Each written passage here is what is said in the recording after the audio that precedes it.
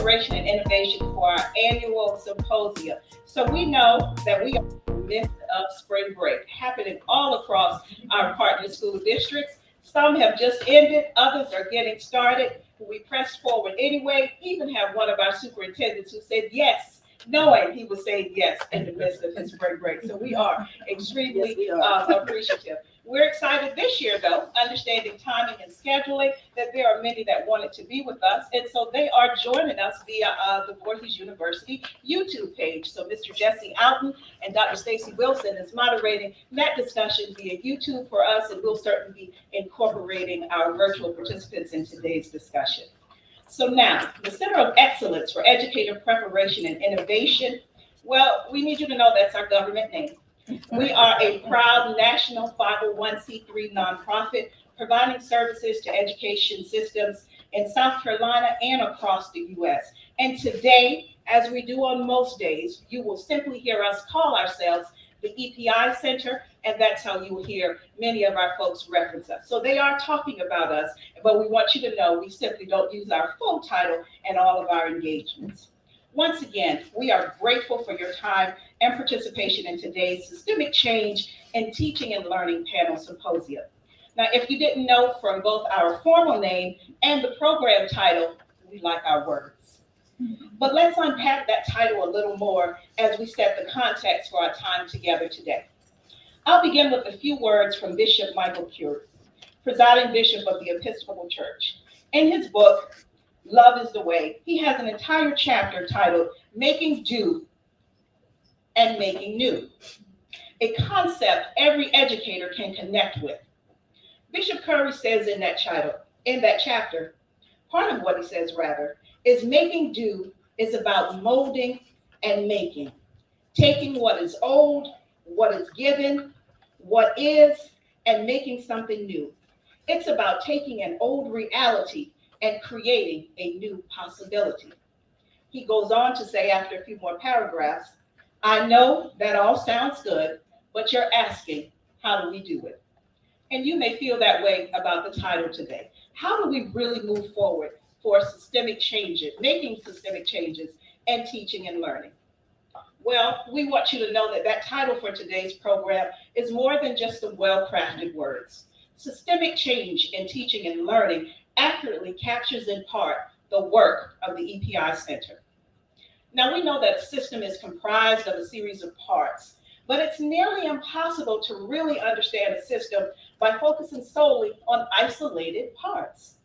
Urgency, time, and change often result in the need to address a part of a system, but there is wisdom in first understanding that part's relationship to the whole.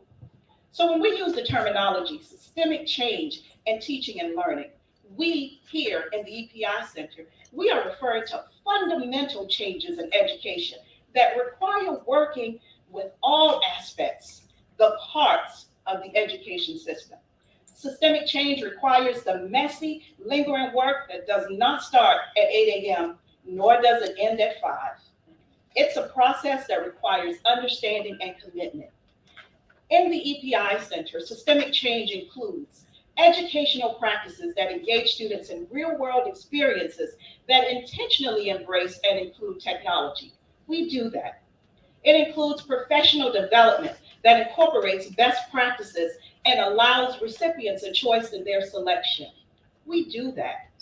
It includes leadership commitment, which encourages and supports changes through policy and practices. We do that, and with our school partners, we implement that through our districts. Today, we're excited that our second annual symposium features another pair of phenomenal South Carolina superintendents. Dr. Marcella Shaw and Mr. Keith Price both know and understand well the parts that make up the whole in education. They're going to share some insights from their own teaching and learning experiences that have helped inform their leadership and their partnership engagement with the EPI Center. Our talented moderator, Ms. Cynthia Pryor-Hardy, who is no stranger to our program, nor to many of us through her broadcast on both radio and television. Today, she's leading our discussion that will help us collectively understand the role we all play in creating and sustaining systemic change.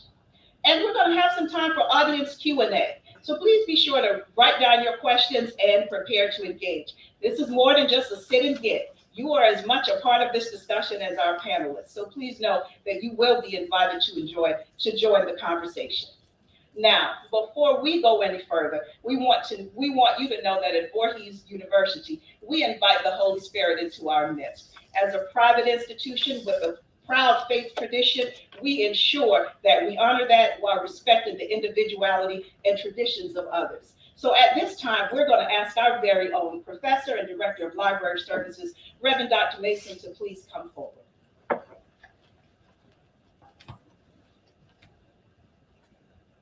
Thank you, Dr. Jackson. Good morning, everyone. Good morning. To transcribe, we pray at everything here at Voorhees University. Before we begin, let me first welcome each of you to the Wright Potts Library, one of numerous centers for intellectual gathering. We call it the Beehive, and we're delighted that you're here. As many of you know, libraries are transforming, they're changing. Students are not checking out books anymore because everything that they need can be found in the palm of their hand. And so we're working to build one of the greatest electronic resources for our students and also for our community. And so we invite you to take a self-tour of the library, the museum, which is behind me. And if you're still a book collector, downstairs on the ground level, we have tables of weeded books that we no longer have need for here at the library. So we invite you to back your car up to the front and to load your trunk with books after books after books. Take those home with you if you would like. Let me acknowledge our distinguished Provost and Vice President for Academic Affairs, Dr. Hightower Mitchell, and all of my distinguished colleagues, and especially our guests. Would you join me in prayer? Thank you, Dr. Jackson. Gracious God, we honor you and we thank you for this beautiful day that you have allowed each of us to see, to witness, to smell the beauty of this air. We thank you for the opportunity to gather once again at Voorhees University, where we are tasked and charged each day to help our students go to the next level of excellence. We pray, dear God, that these proceedings with the Center for Excellence for Educator Preparation and Innovation will be fruitful and meaningful. We thank you for those who have gathered here to be a part of this and those who are watching and listening through technology. We ask that you will order our steps. And we also ask that you will bless the food that has been prepared, that it provide nourishment for our bodies. And we pray for traveling grace and mercy when we leave this place. This is the prayer we lift up, but most importantly, we bless not only our students, but students all over the state of South Carolina. We pray, God, that you will bless them, watch them, protect them, and give them every benefit and advantage that they can have in order to reach their potential. Oh God, we give you thanks for this beautiful day and this opportunity to pray. And we ask it in the name of your Son, Jesus Christ, we pray. Let us say amen. Amen.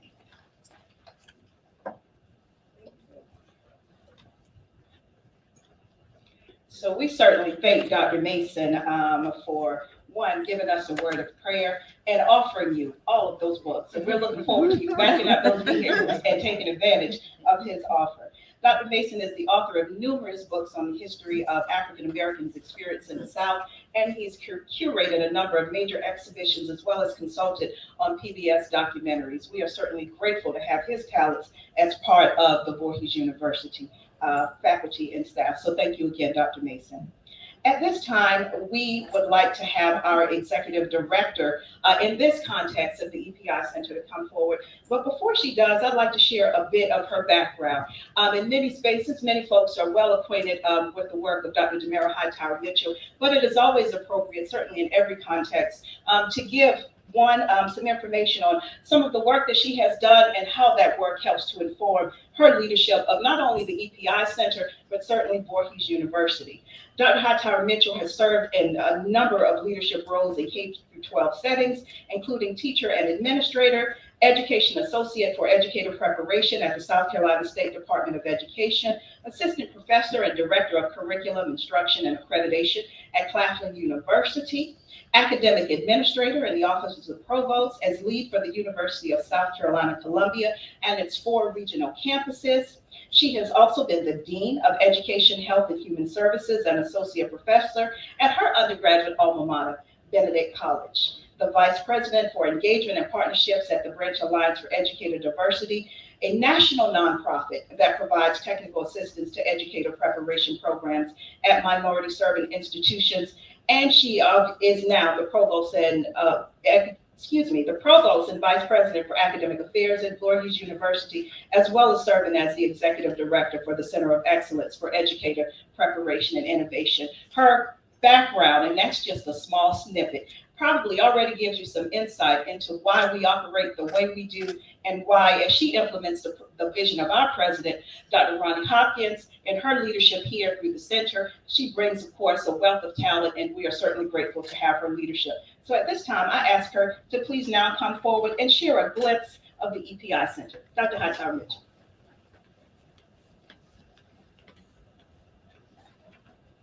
Thank you, Dr. Jackson. Good morning. Good morning. Good morning. So since I am already in the mode of thanks, let me just lend my thanks to each of you for taking the time to join us. This is what I know and understand.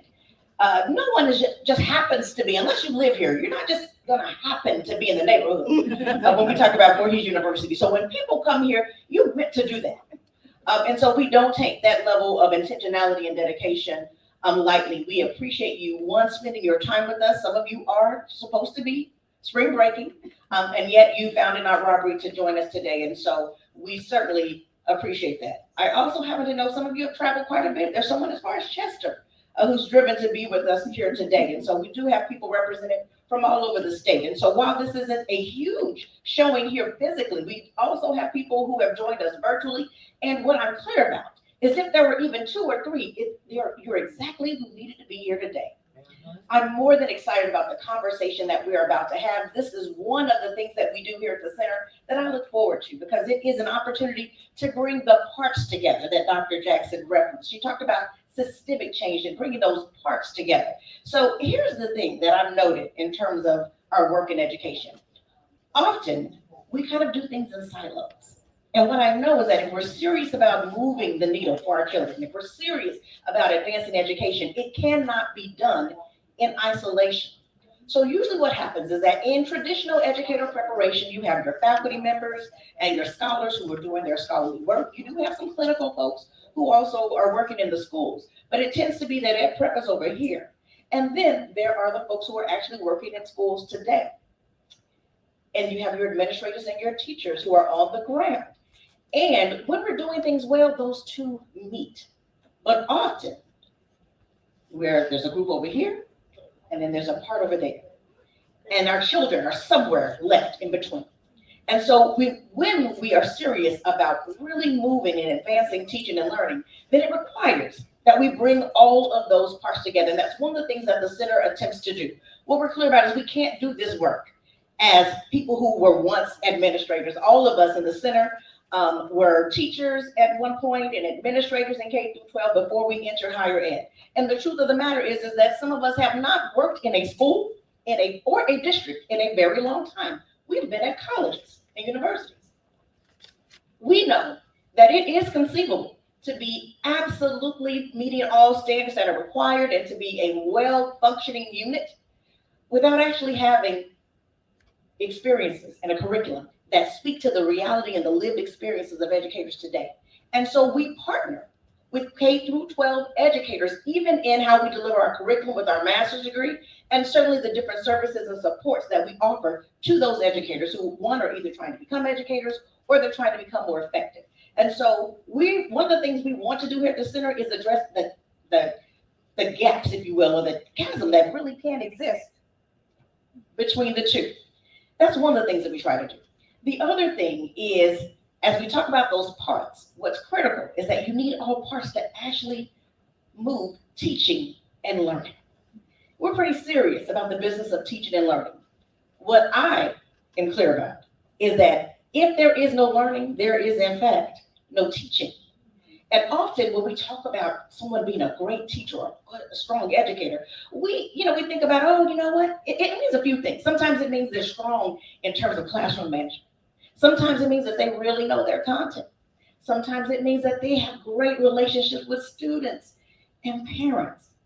Sometimes it means that they're very polished and they look professional. Now, while many of those things are often seen in strong educators, what cannot be denied is that if there is no learning, none of that matters.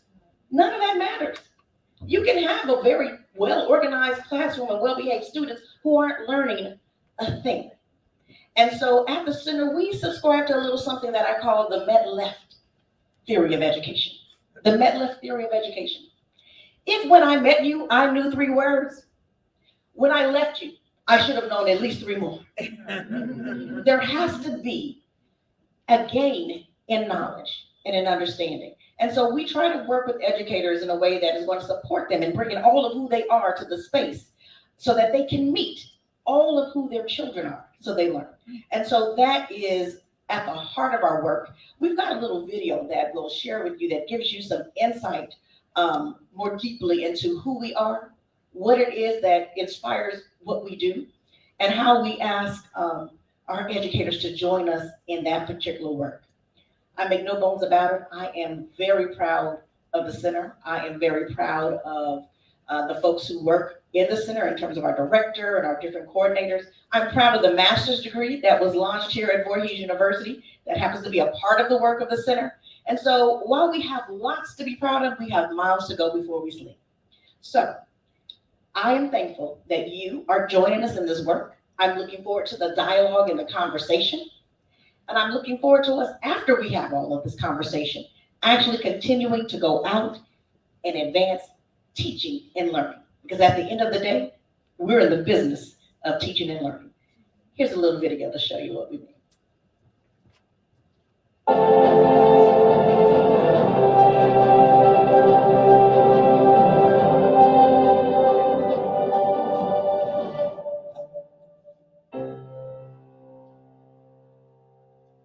Hello, I am Dr. Demara Hightower Mitchell, Provost and Vice President for Academic Affairs at Voorhees University and Founding Executive Director for the Center of Excellence for Educator Preparation and Innovation, a national nonprofit housed at Voorhees that was founded specifically to address teacher shortages and diversify the teacher workforce. As this country grapples with historic teacher shortages, we at Voorhees have returned to our historic commitment to ensuring that each student has access to highly effective, culturally proficient educators. We say that we want to address teacher shortages, but we believe that if we simply figure out how to support those individuals who've already raised their hands to become educators, who already understand the importance of this profession, we would then be able to move the needle. Toward that end, we have developed a series of programs and services that have been individualized to support people who want to lead classrooms. Whether someone is a career changer and wants to become certified, or someone who wants to go back to school to earn a master's degree, we've got something for everyone. More important than licensure and certification, we believe it's important that educators are able to actually teach the students that are in their rooms. And so learning how to use data, learning how to use improvement science to understand where students are beginning so that you can make informed decisions about how to move them forward, that is at the heart of effective teaching. More important than student learning outcomes is impacting student life outcomes. And so the ultimate aim of Voorhees University is to ensure that we have educators who understand the students that they're serving, who understand the communities in which they're working, and who understand that education is life. The Voorhees EPI Center has allowed me to become a better administrator because of the selection of courses that you can choose from.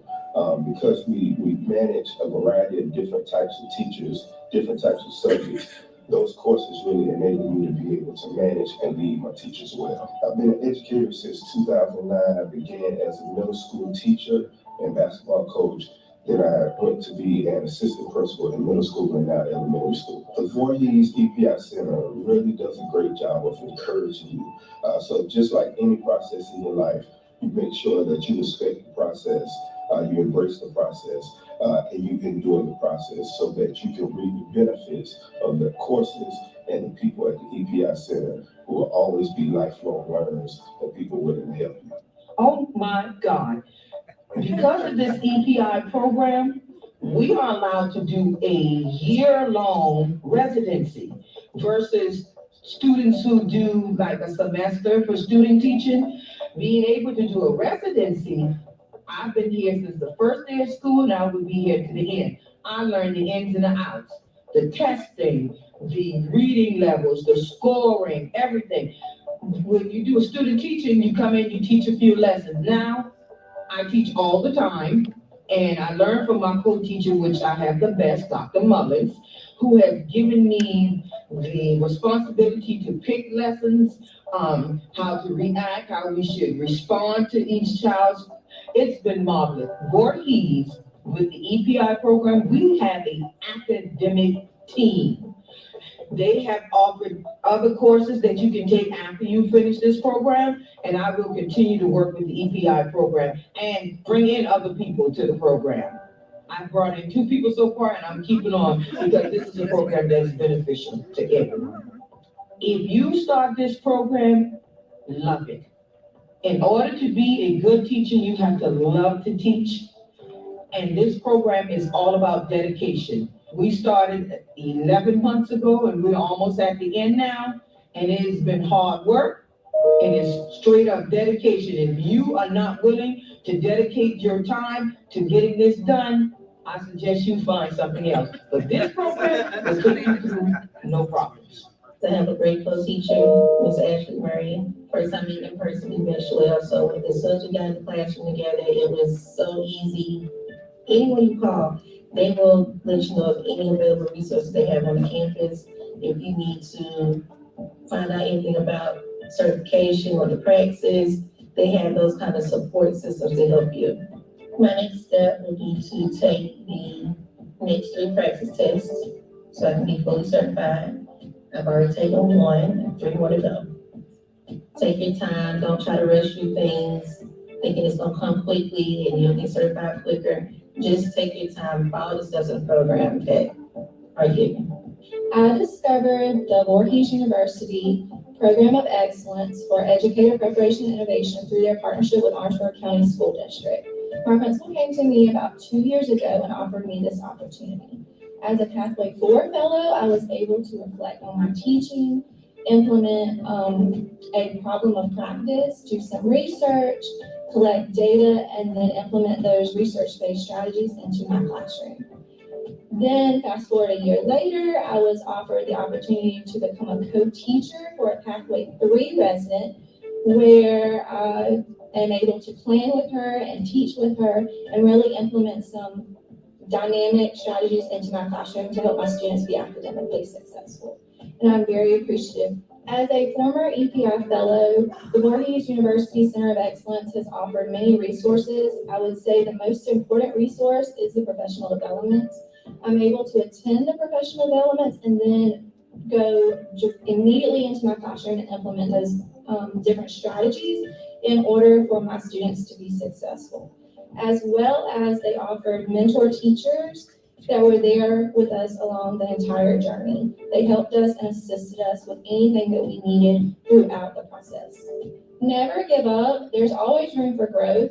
Stick with it because our students deserve it. When I started this journey 2 years ago, I had been teaching 10 years and I still was able to take away valuable resources and strategies and implement those into my classroom. And I have seen high academic achievement from this program. I just want to thank Voorhees College for just giving me some insights and innovative strategies to work with my students. If you're serious about being in education, you've got to have a love, a passion, and patience to be in this profession. If you're not certified, if you want to change careers, go through Voorhees College. Go into the program with an open mind looking to be rejuvenated, because it has rejuvenated me as an educator. And again, thank you, Voorhees College, Dr. Wilson, Dr. Logan, all the other professors and counselors for what? Taking time out to just say, okay, we are here to help you, to better you as a teacher, so you can what? Go back and invest in your students. Again, thank you. Voorhees University founder Elizabeth Evelyn Wright, a former student of Booker T. Washington, had the seemingly impossible dream of establishing a school for African American students in Denmark, South Carolina. In 1897, at the age of 23, Miss Wright, a young Black woman, realized her dream. Fast forward, over 125 years later, the Voorhees Center of Excellence for Educator Preparation and Innovation continues to build upon Ms. Wright's legacy. The EPI Center is leading from the front to positively impact schools and communities that are sometimes rural and oftentimes underserved. Many of these communities lack the headliner regional attractions that make their districts a top choice for relocation and employment. The EPI Center helps our partners strategize innovative ways to address these challenges. The center works within all of our partner districts to customize solutions that help to attract and retain qualified talent. Our team includes a broad network of credentialed practitioners who are committed to helping our educators and district partners achieve their next level of excellence. We assist adult career changers who want to embrace their calling to become certified educators by providing teaching, residency opportunities, and job-embedded experiences. I am Dr. Tandalia Jackson, Director of the EPI Center, and I look forward to connecting and learning how we can support you. Visit our website to learn more.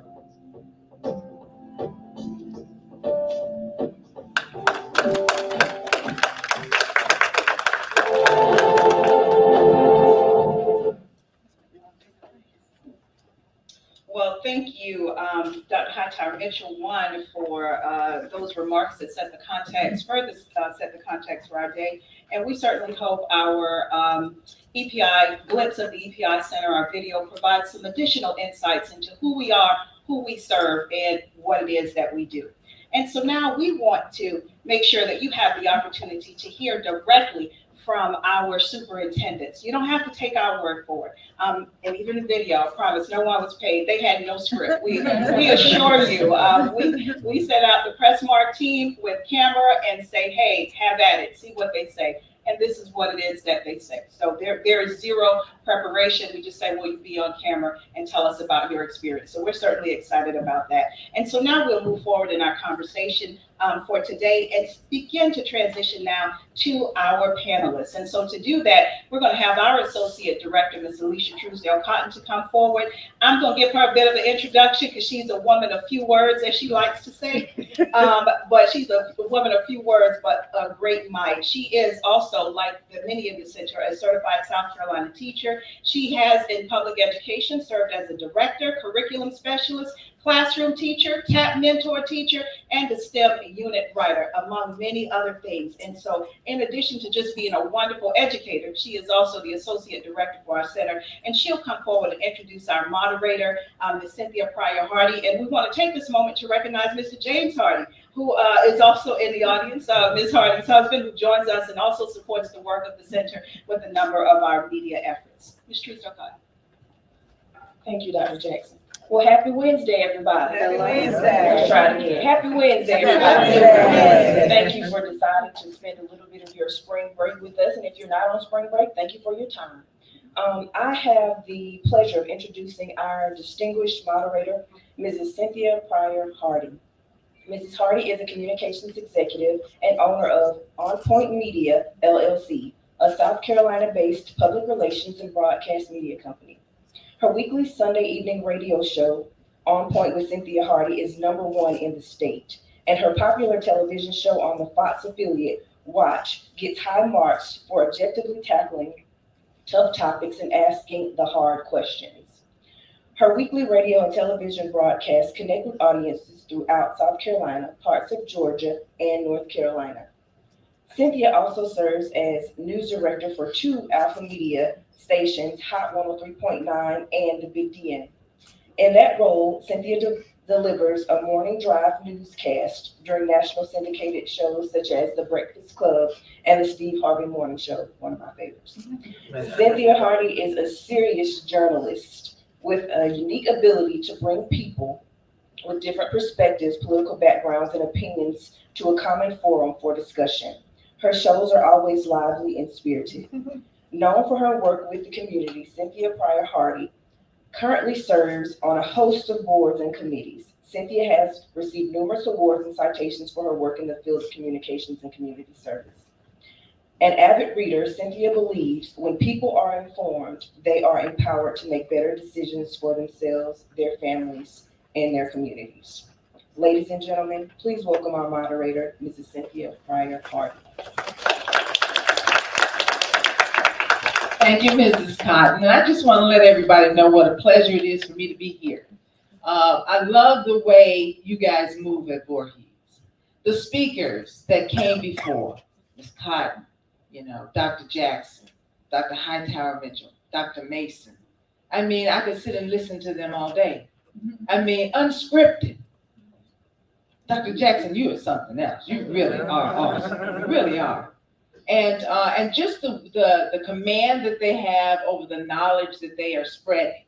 When I first met Demara Hightower Mitchell, I knew I wanted to be around her more because not only did she have a good knowledge base for whatever it was that we were talking about, but she had a way of expressing herself that made you excited. It made you just want to get in there and participate and get it done. And that's the kind of energy that we need right now.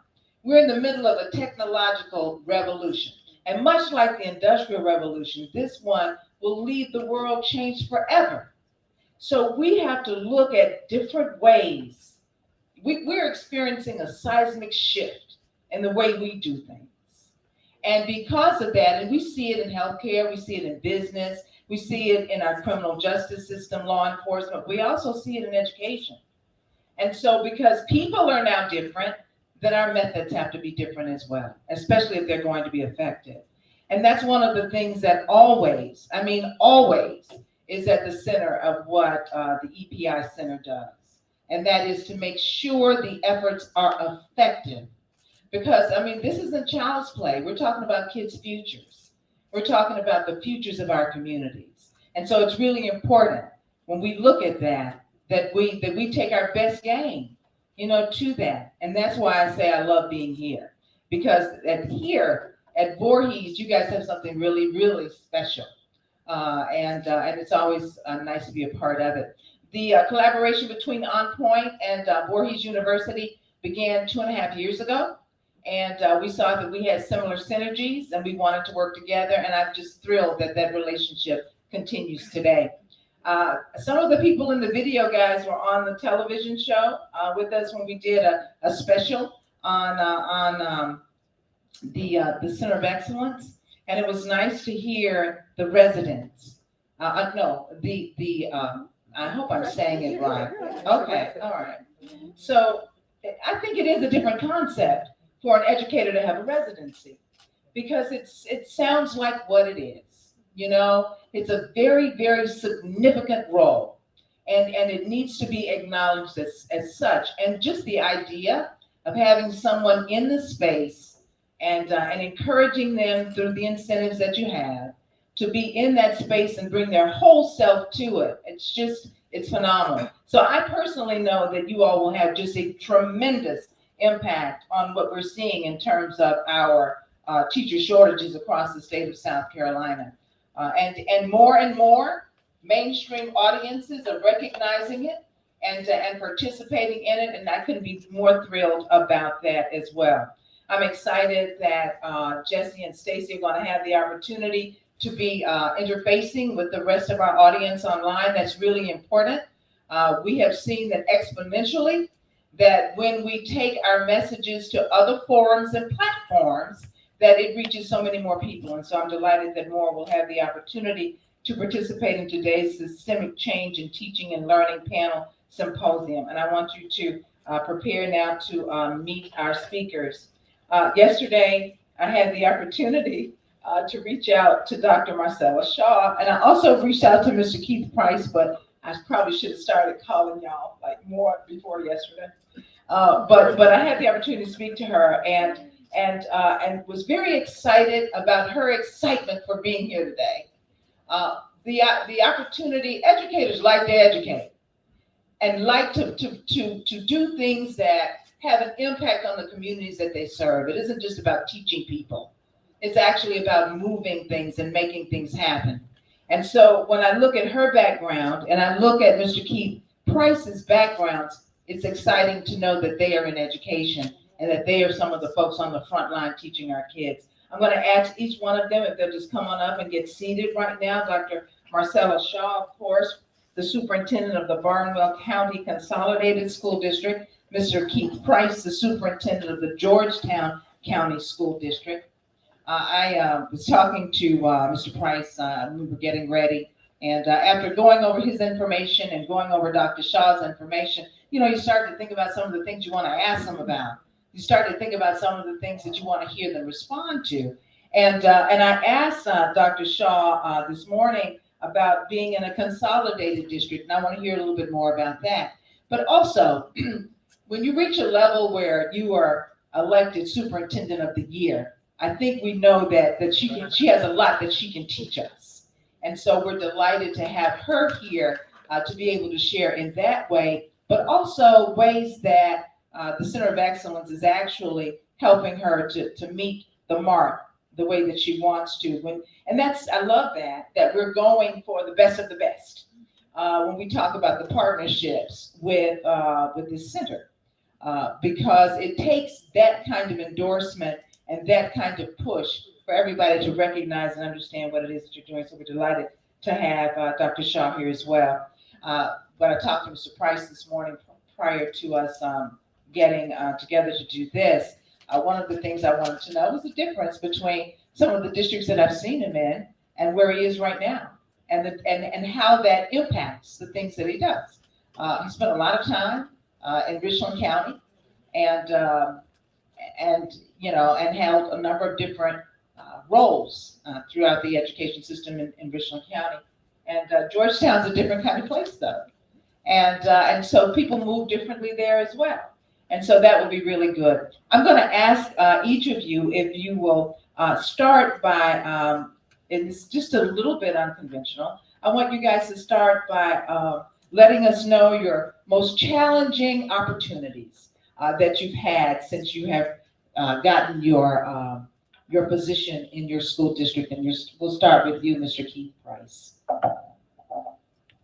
Thank you. First of all, let me say how, since we didn't get to speak yesterday, I'm assuming I have a little red light waiting on my phone. You do. You do. But in your defense, it was afternoon, so you guys are out and about. I know. Well, so. I'm out all week, so I'll be back on Monday. If you need me to return that call, I'll call back again. But thank you so much for being here. I think that it's a privilege to be partnered with Voorhees. Dr. Jackson and I had a great conversation almost a year and a half ago about expanding the role of teacher outreach and trying to recruit more people into the profession and identifying barriers that keep people from exploring this wonderful option. And so a simple conversation turned into a partnership, and I'm honored to be here today. And so I appreciate the invitation. So the question again was to talk about the challenge, but I think yes. you kind of answered it, because I just can only imagine having the challenge of trying to make sure you're fully staffed and able to do all of the things that you need to do, particularly with where we are right now. There's so many dynamics in the environment that have changed things in terms of staffing all over. I could say that my most interesting challenge started on day one. Okay. And it was actually probably negative day 14. My official first date was supposed to be July 1st in 2020. And if you think back to what was going on around that time of the year, we were right in the middle of a pandemic. In the middle. Schools have been closed. I actually finished up my time in Richland 2 and was able to start in Georgetown on June 15th. So my plan from June 15th to July 1 was to get out to meet people, to kind of catch up with where we were for planning for the new school year. And so I met with Dr. Dozier, who was the retiring superintendent, on that first day, and we talked for about 5 or 10 minutes in his office, and he said, come on down, I want to introduce you to the cabinet. We always meet first thing Monday mornings. So I said, great. So we walk in, and he said, everybody, this is your new superintendent, Keith Price. From this point forward, if you need approval for anything whatsoever, you need to come to him, and I'll be down the hall if you need anything, but otherwise, he's in charge. And so much for a 2-week transition period. So it was on go right from the start. And right after that meeting, I walked back and I said, Doc, can you give me an update on where we are for our reopening plan? And he said, well, we thought that the pandemic would be wrapping up here soon, and we were planning just to reopen the schools and go back full speed ahead. So my eyes did exactly what yours did. They went wide open. And so the afternoon of my first day, on day -14, was pulling together a task force to start working on a reopening plan. Getting to know a new area of the state that I had never worked in or lived in before, with people who were scared and worried about our forward progress and what we were going to do. And so trying to acclimate with a new area, with a new community, being a leader that no one really knew much about other than some online interview videos that they were able to watch. Right. So I had to do a lot of work really early to engage in partnerships, to build trust, and to come out with a confident plan. We may not have been 100% confident in the plan, but we had to portray 100% confidence in the plan that we had moving forward. So my greatest challenge was probably that first day moving forward. What prepared you for it? We took a class in our admin degree programs called How to Prepare for a Pandemic. Y'all for that here at Voorhees, right? That was the interesting thing. It was preparing. There's absolutely no way to prepare for planning for a pandemic. But what you find out really quickly in the field of education is no 2 days are ever the same. And although you may have a plan in place, once it's time, I think it was Mike Tyson had to say, and everybody's got a great plan until you get punched in the face. And then it's what are you going to do then? And so that's what we had to do. And throughout so many different experiences in education, through programs that were successful or programs that were not, you have to review, you have to reflect, and you have to adjust. I heard systems improvement mentioned a few times in the opening remarks. And that's really what education leadership is all about, is putting together a good plan and knowing that there's going to be room for mistakes and improvement. And you have to have an open mind. I heard that already. You have to listen twice as much as you speak. That's why God gives us 2 ears and 1 mouth. To listen to those folks who are carrying out the plans, who are in the trenches, and you have to be ready to monitor and adjust.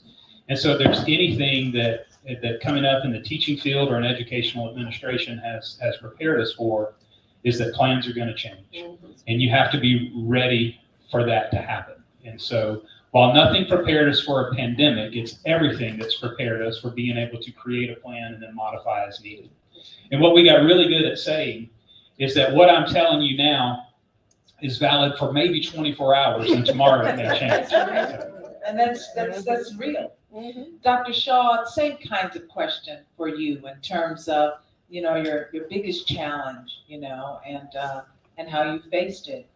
First of all, good morning, everyone. Hi. And I'm honored to sit by my friend and colleague, Keith Price. So it's a great blessing to be here. And I'm a little nervous because I see some heavy hitters sitting in the audience. And I love Dr. Sojourner. I can tell you right now, she's going to give me feedback after, because she's the kind of person that she wants you to grow. And I know she'll pull me aside and Shaw, now next time you get up there, you say something. But that's just love, Dr. Sojourner. I love you well. But I would say, and I love how you phrase that, my most challenging opportunity, in the midst of a pandemic, in the midst of consolidation. And I would like to introduce you all to Senate Bill 654, because we are now getting ready to face a second consolidation. Yes, ma'am. With former School District 45, effective July 1, 2024. In the midst of a teacher shortage, in the midst of a leadership shortage, the instructional leader inside of my heart and inside of my soul says, in the midst of all of that, how do we as myself and my team, how do we continue to move the academic needle for our scholars? Because that's what it's about. And I love the saying, I can't remember who said it, but this is an intellectual gathering space. Y'all are speaking my language. I know. Yeah. And the spirit of excellence that has been set in this room, that's my language. And my team and I studied the book, Lead Like a Pirate. We talked about being an educational freak. And that's what we do. And that's the reason we're up here, because we're educational freaks. We love this stuff. So I'm with you, Ms. Hardy. When they speak, fire is running. I know. It's really an experience. Yes. So my question is to my team is, in the midst of all of this, we can't lose focus of why our parents send our scholars to us. And that is to promote greatness, to make sure that they're college and career ready. But I am always in the middle of the night thinking, how do we take this thing to the next level? And so that is my most challenging opportunity. In the midst of all of this, how do I take my scholars to the next level? Because I often tell my team and my scholars, if you end up in Bangladesh somewhere, I want you to stand out so much until they will look at you and say, where did you get your high school diploma? And I want them to say, Barwell County Consolidated School District. And I want them to say, well, tell me about that experience. So your colleagues describe you as a visionary change maker. Why? I don't think it's me that they're describing. I think it's the spirit that, and I'm so glad Dr. Mason invoked the Holy Spirit in here, because that's how I operate. Everything I do is God-led, and I go to Him for everything. But I don't think it's my vision. I think it's the team's vision, and I think it's the we. And I don't know if we-ness is a word, but the us-ness in it or whatever. I know that's not a word among you. I know we're going into there. But I think it's when we pray about it and when we set the vision together. I have a strong belief in this thing about buy-in versus ownership. I want you to buy in anything, but I want you to own everything. And once we own it, then we have this unique vision that we can kind of envelope and create for our scholars. So, you know, this kind of motivation that we have in our room today is really important for the work that we do. I even see the necessary, it being necessary in my lane as well. I do want to make sure I do a little bit of a canvas of the audience. Can I see the number of educators that are in the audience? Raise your hand high. Can I see the number of superintendents in the audience? Can you raise your hands high? If you're representing a school district, how about that? Okay, all right. And what about students? Where are students? I had so many, okay. Good to see you guys, okay. Just wanted you guys to have a pretty good idea too. And are there any other leadership categories that I need to acknowledge? Are there members of the board or anything like that? Voorhees faculty staff. How about Voorhees faculty staff? Would you all raise your hands? And one of our board of trustee members who doubles as our dean is in the back. If you'll wave, Dr. Okay, good to see you. So guys, thank you for allowing us to lead with that. And now let's just kind of get into some of the nitty gritty. I want to know how the center has been able to help you in your respective districts and what it has meant for you. And we'll start with you, Dr. Shaw. And so that's exciting. I see Ms. Mallett sitting out here. She is actually our middle school teacher of the year. Yay. She's a student. Yeah. So this is an example here of the greatness that's already happening. I saw Doris Sanders on the video. Doris is one of my magnificent veteran teachers. Each year, my director of curriculum and I hold data team meetings with every teacher across the district, and they can attest to that. Say that one more time. We hold data team meetings with every teacher. I meet personally with every teacher in our district. And that data includes? It could be attendance, it could be academic, it could be discipline, it could be informative data, whatever it is that they want me to know and how I can take it back to my team to support them because they're on the front line. Gotcha. And so Doris Sanders in her data meeting said, always end the meeting with, how can I help you? How can my team and I serve you better? And she said, could you come and observe me? What teacher asked the superintendent to come and observe me? That is unheard of. That tells you that it's gutsy too. It is gutsy, but I saw it as a growth point. as I want to be better. Most people don't ask the superintendent to come and observe. They close the door and lock you out. You have to use your own key to get in. And so I'm saying to you, Dr. Jackson and Dr. Mitchell, that is huge. You all are creating something here special where these folks want feedback. They want to be better. Ms. Mallett, the work you're doing on behalf of our scholars at the middle school is exemplary. And that's why you're the teacher of the year. So you all are setting the stage for excellence. I don't have a lot of teachers in the model. I don't have Ms. Sanders, Ms. Mallett, but I have a lot of paraprofessionals in the model.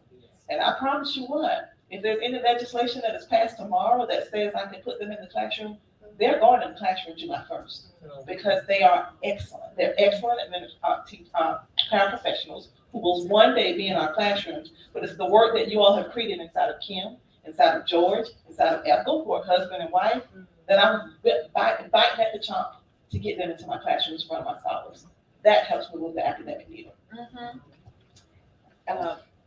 Did you have anything you wanted to add to that? Sure, I'll Sounds add like that. you did. Yes, go ahead. So first of all, if you look on your program, the third person from the left is Miss Ivy Palmer. Okay. And she currently serves as our science curriculum coach for the school district. So I'm not sure who all was on this photo right here, but I recognized Miss Palmer as soon as I saw her. So that's one way. And you got to meet Miss Brown in the video, who was one of our parapros. When I first met Miss Brown, she was working at the front desk at a different school, and now she's doing her teaching internship at another school. And the excitement and the energy that you saw in the video, that's not fake.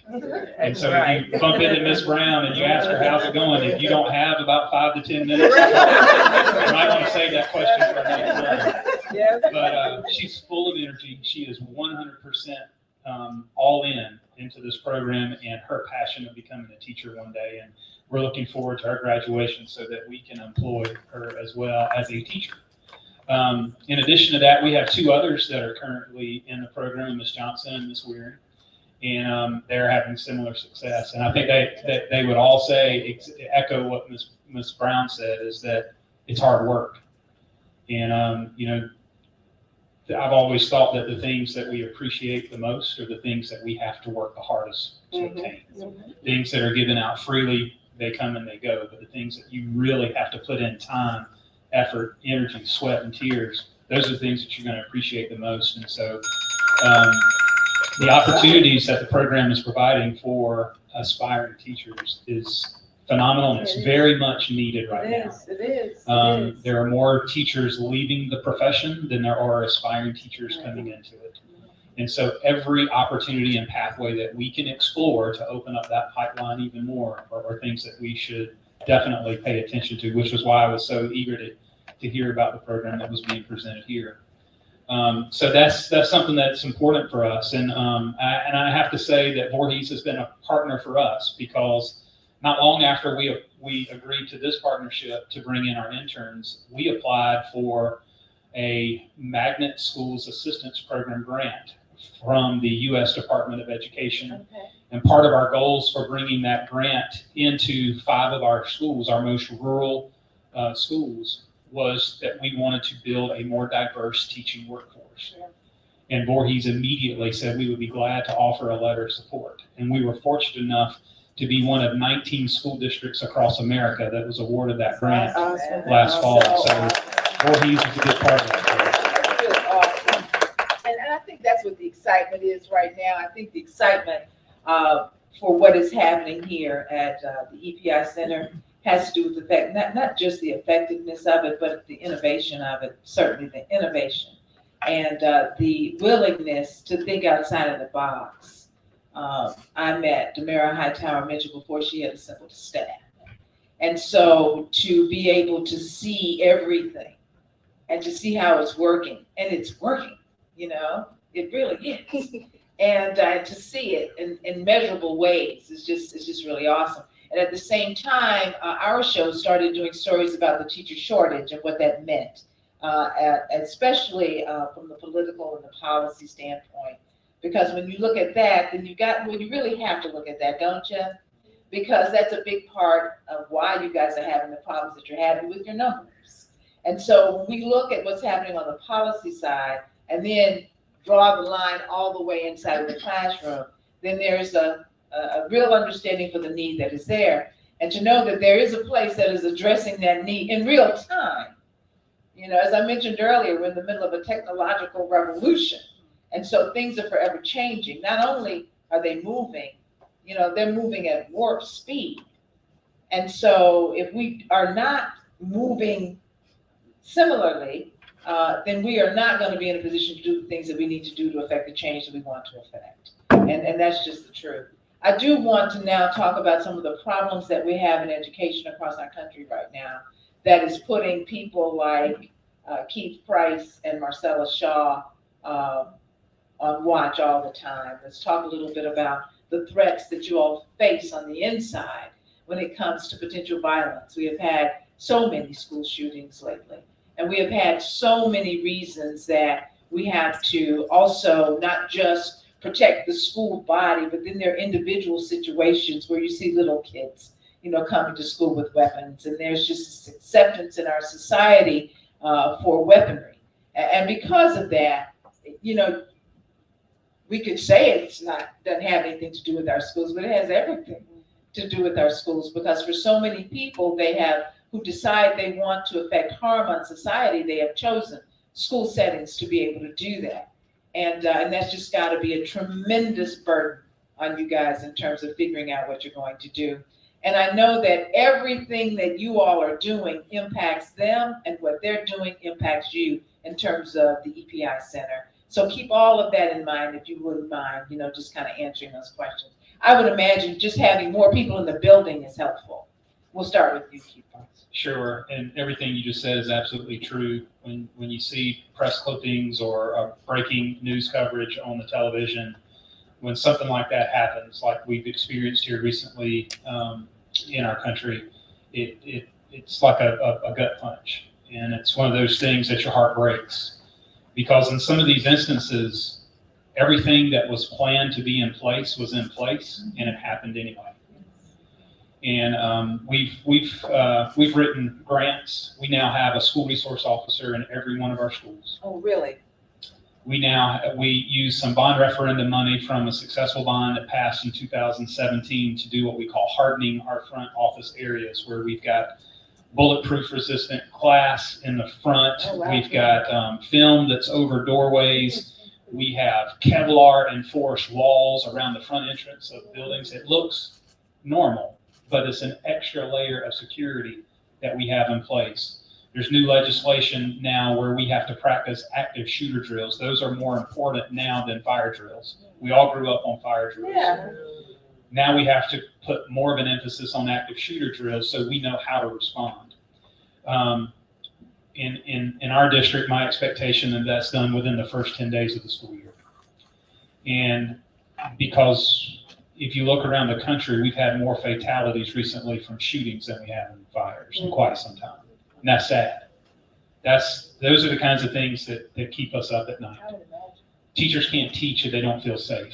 Students can't learn if they don't feel safe. So you have to make safety a priority.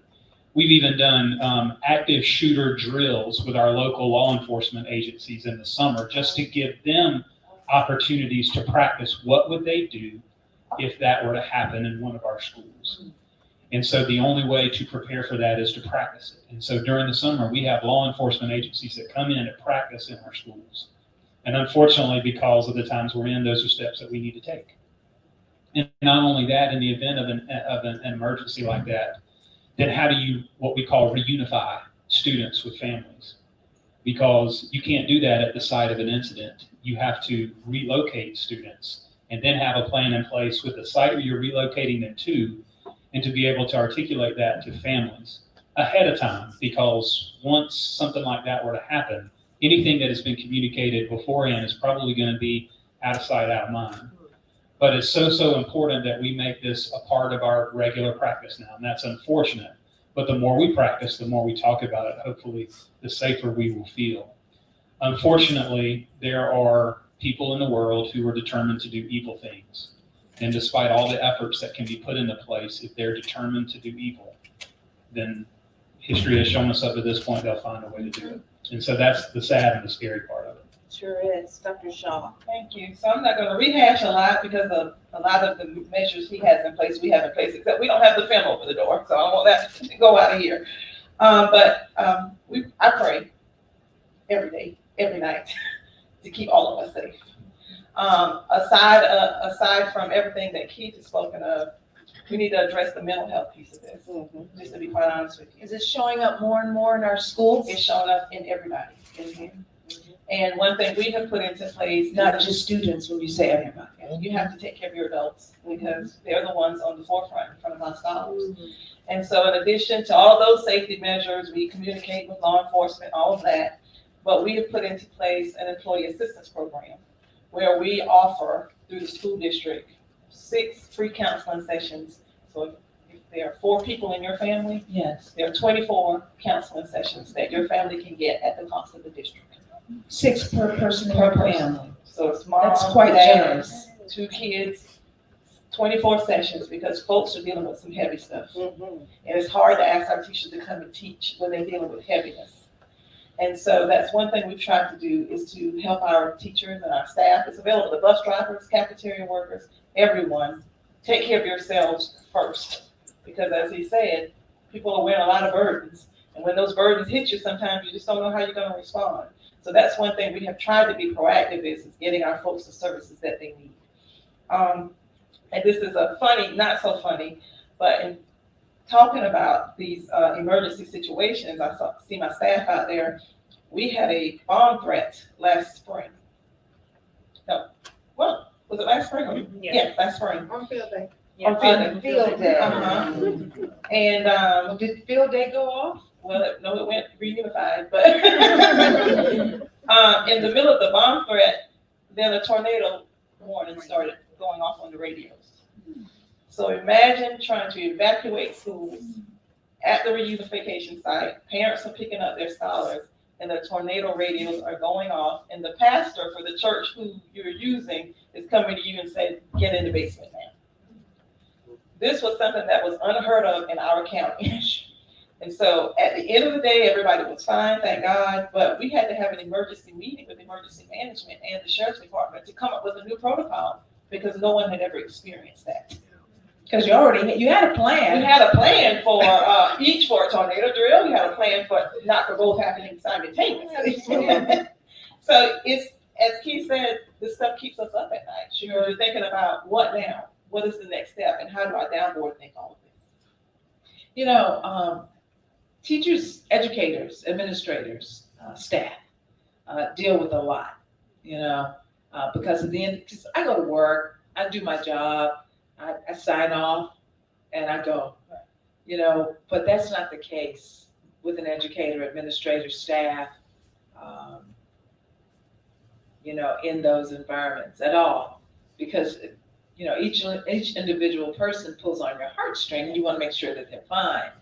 And that brings me to the next question in terms of what we're dealing with in terms of the needs of our students individually, besides the mental health and besides the academics.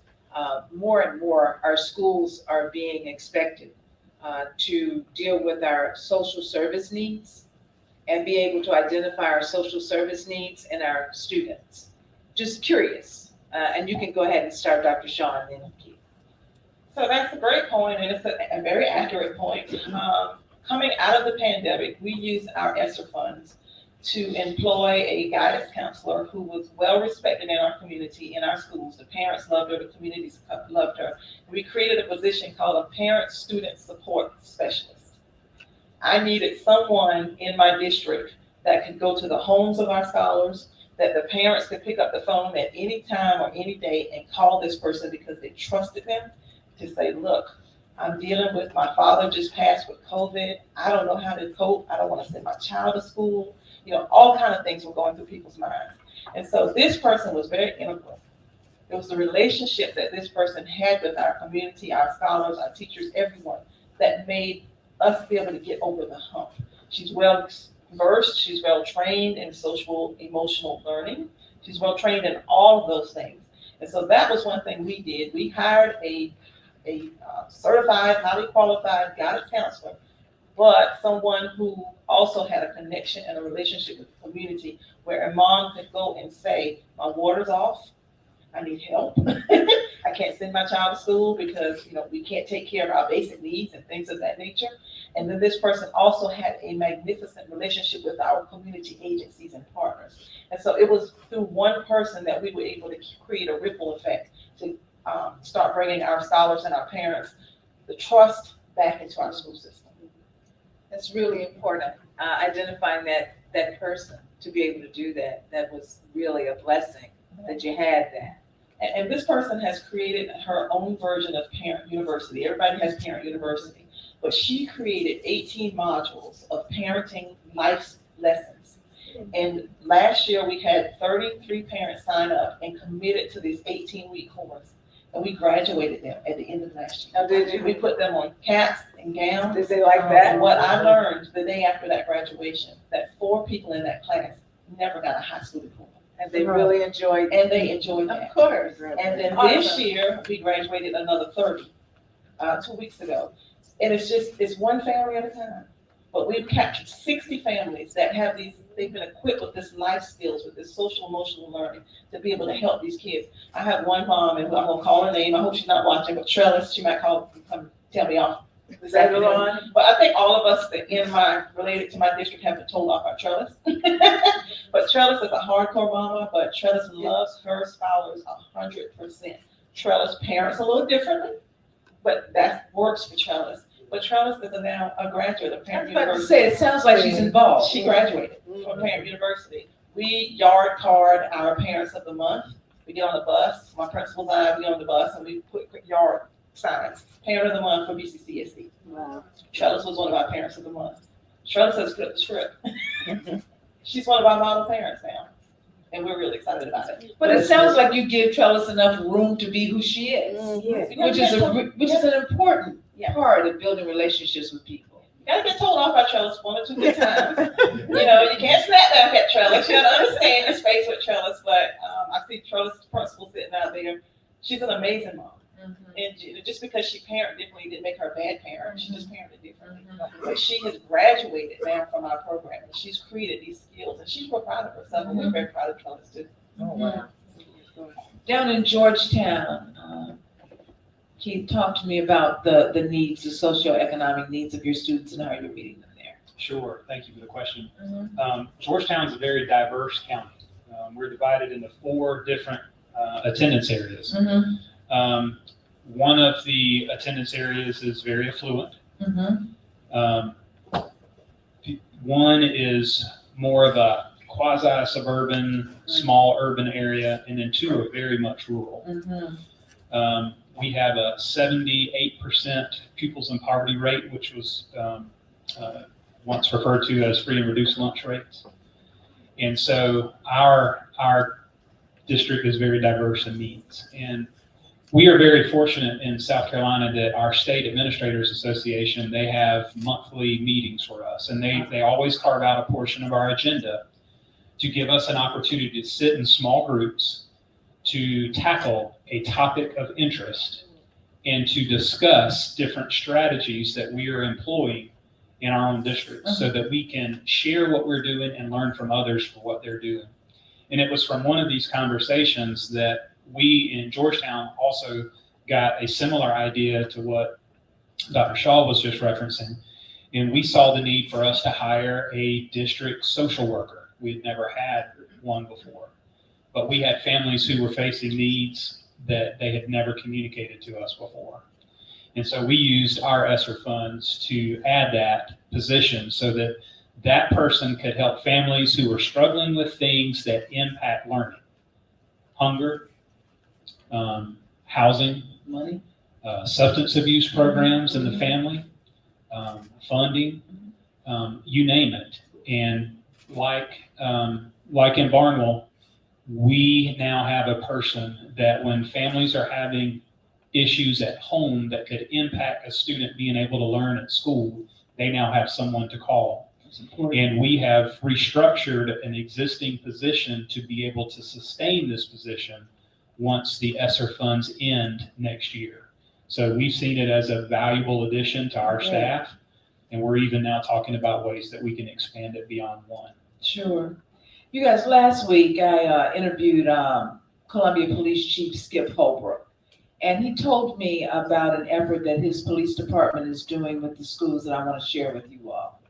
So, you know how a kid might be present when their father or their mother is arrested at home, or when something happens that is traumatic. And the child may come to school and you might not know anything about it.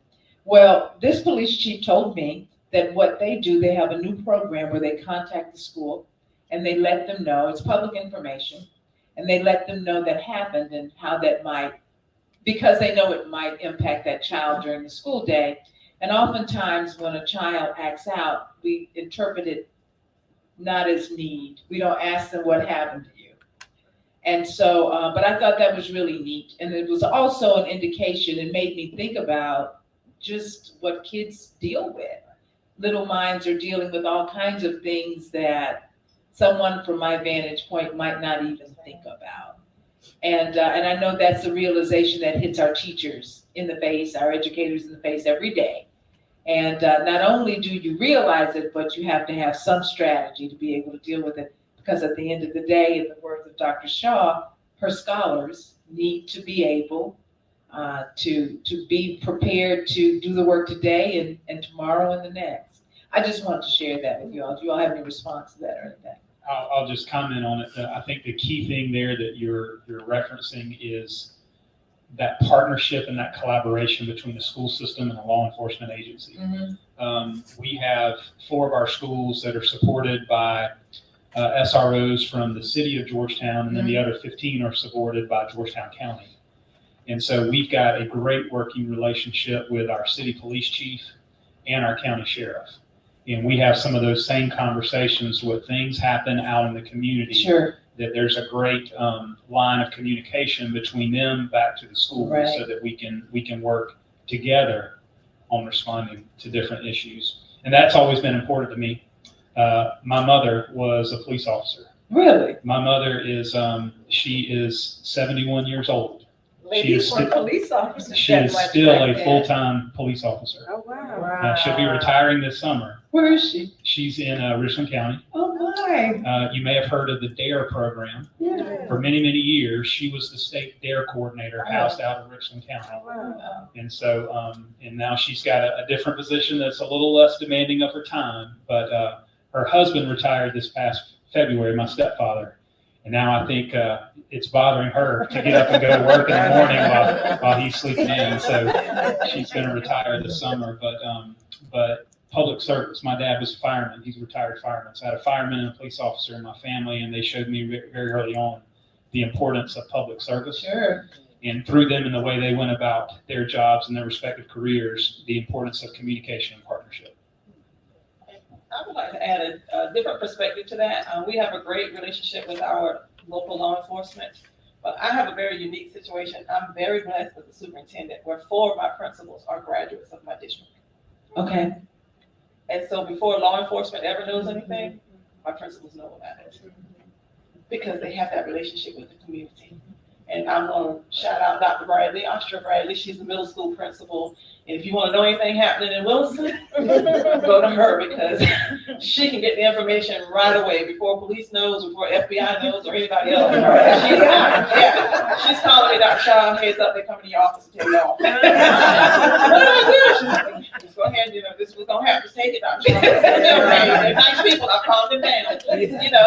But I can say all that to say the relationships that are built in a school district and keep those is very, no matter what job you're in, it is so important. But I'm very prideful that my principals have a strong relationship with our community, where even when the mamas are mad as you know what at them, they still respect them. And Dr. Bradley, I'm gonna see you at family at the church meeting on Sunday, right? After she's told we're off. But I think that is important. What Skip Holbrook is doing, that connection with the school districts is very important. But I'm very proud that a lot of times before the police know, my principals will know, and my phone's going off in the middle of the night. Dr. Shaw, heads up, this is get ready to hit us. Your relationship, I'm switching back now to relationship with the EPI Center and its impact on some of those real life consequences that we see within our schools, and the potential for what it can mean by having graduates, participants who are involved, residents. Can you speak to that, each of you? I would like to use George Brooks as an example. He's one of our paraprofessionals. Was to start in January with Voorhees. Very active in the school, but also the assistant soccer coach. Oh. And so, and it's a co-ed team. So the impact that he has on the rec league in our school, and now the impact he has on the organized sports within our district, is rippling down. I don't want to brag because I'm on camera here, but my discipline has plummeted. And what do you attribute it to? I attribute it to the relationships that we are building in our school district. Mm-hmm. I meet with a group of scholars every quarter. We have a a superintendent scholar advisory. They come and talk to me. And one day we were talking about— What are their ages? Middle school to high school. Okay. So one day I was gonna bring in a gang expert. And I said, I'm gonna fly this gentleman out from California. He's the best out there, y'all. And he's, a young man looked at me and he said, Dr. Shaw, can I tell you something? I said, what? He said, why are you wasting your money on that? I said, what do you mean? Because he can talk. Yeah, I said, and he will, yes, I he said, will we don't need inspire the you. Bloods and the Crips. He said, you don't have a gang problem in your school district. I said, what do you mean? He said, you're wasting your money. He said, Dr. Shaw, this is sacred ground to us. That's because of relationships. He said, I'm going to tell you what's going to happen in the streets. He said, but it's not going to happen in the school district. He said, now you might have a weed problem. He said, but you don't have a gang problem. Do not waste your money bringing a gang expert. He said, this is sacred ground. Wow. Yeah, I think that's really special. One part that was featured in the video that really makes an impact to me is that the EPI Center puts students in their schools day one. Whenever I was going through my student teaching experience, I came in maybe week 3 or 4 or 5. So a lot of stuff had already gone down. You know it. Yes. And you were behind already. Well, depends on the purpose. And I think what the EPI Center does is looks at the holistic aspect of teaching. Whereas in my program, I was given all the tools I need to be able to design a lesson plan, to use research-based pedagogy to help students learn. But there's so much, like Dr. Shaw is referencing, relationships that happens in the first few days of the school year and the last few days of the school year, that after I finished my student teaching experience, I found myself needing more because I had not had those experiences, and the ability and the opportunity to be in there day one, to focus on, you can't be a highly effective teacher if you do not connect with your students. That's right. There's an old saying that students don't learn from people they don't like. That's right. And so there's so much. I think it's true. It is, you think about it. But there's so much that goes into laying those foundations and connecting with students in the first few days of school, that I had to kind of go through it. When I had my first teaching position, I had to go through a couple of years before I figured out, hey, I don't need to jump right into content. I need to focus on what matters most so that the content will be more effective once we get there. And so that's one of the things that was highlighted in the video that I think is an important piece not to be overlooked. Mm-hmm. Did you have any? Oh, you already did. Your strategies to make your schools good. I'm hearing you all talk about your strategies, and just here and there. I guess what I'd like to know is kind of your philosophy behind what it is you're doing. And I want you to talk to me, Keith, if you would, about the differences between the district that you left. I don't know enough about Georgetown to know about your budget. I do know you had a real hefty budget. You guys had a real hefty budget in Richland School District 2. And I know you were assistant superintendent there. And so I'm wondering what the resources are like where you are now, and how you're making those work. Sure. So I was in Richland 2 for 24 years, from everything from teacher, assistant principal, principal, district level administrator. Richland 2 has over 28,000 students. And the last time I looked at the budget, it was over $350 million. That's right. And when I moved to Georgetown, we had 8,000 students. Okay. And our budget, when I first arrived, was right at $92 million. Okay. So, as you can imagine, with a greater budget and a greater student body, and that's how school districts are funded. It's based on student enrollment. So you've got federal sources, you've got state sources, and you've got local sources that you can use to impact those funding levels. And so there were a lot more resources and opportunities in my previous district because of the amount of the budget that they had. And so one of the things that I've done, I couldn't do it so much the first year because of the pandemic. We were jockeying back and forth between an all virtual model to a hybrid model to an in-person model, back to a virtual model. We were all over the place in year one. So beginning in year two, I did what I had hoped to do in year one. And I spend a day, we have 19 schools, and I spend a day at every school at least once per year, where I sit in a classroom and I make myself available to all employees of the school who want to come by and chat and talk. And you would be amazed at some great ideas and opportunities that get dropped in your lap when you take the time to listen. So I believe in talking with people and communicating. And communication is a two-way street. You listen and you speak. It's not just talking. And so we use those conversations to kind of build our strategic plan. For the first time, we had an open model strategic plan process that we engaged last year. And in our kickoff strategic plan meeting, we had over 150 community members who came to share their thoughts and their ideas about what Georgetown County School District needed moving forward. That's tremendous. How'd you market that? Through our schools. That's really We pushed it out through PTOs, through school improvement councils, and we asked our schools to nominate a certain number of individuals from each school so that we had balanced representation from around the district. And we did the same thing when we were creating our ESSER plan for our COVID funds. It's not just a few people sitting in a room coming up with ideas. It's truly engaging everyone to listen to all ideas to try to map out a plan for moving forward. And so we do that with our district improvement, our strategic plan process, and we do that annually now. So it's all about engaging your community. Unfortunately, you can't make everyone's wish come true, but that's a part of how we set goals and priorities, and then we build our budget to support our goals and our initiatives.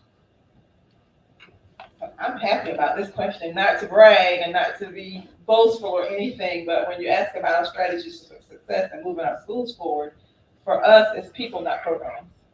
It's investing in our people. That's where the rubber meets the road, and I know you all as educators know that.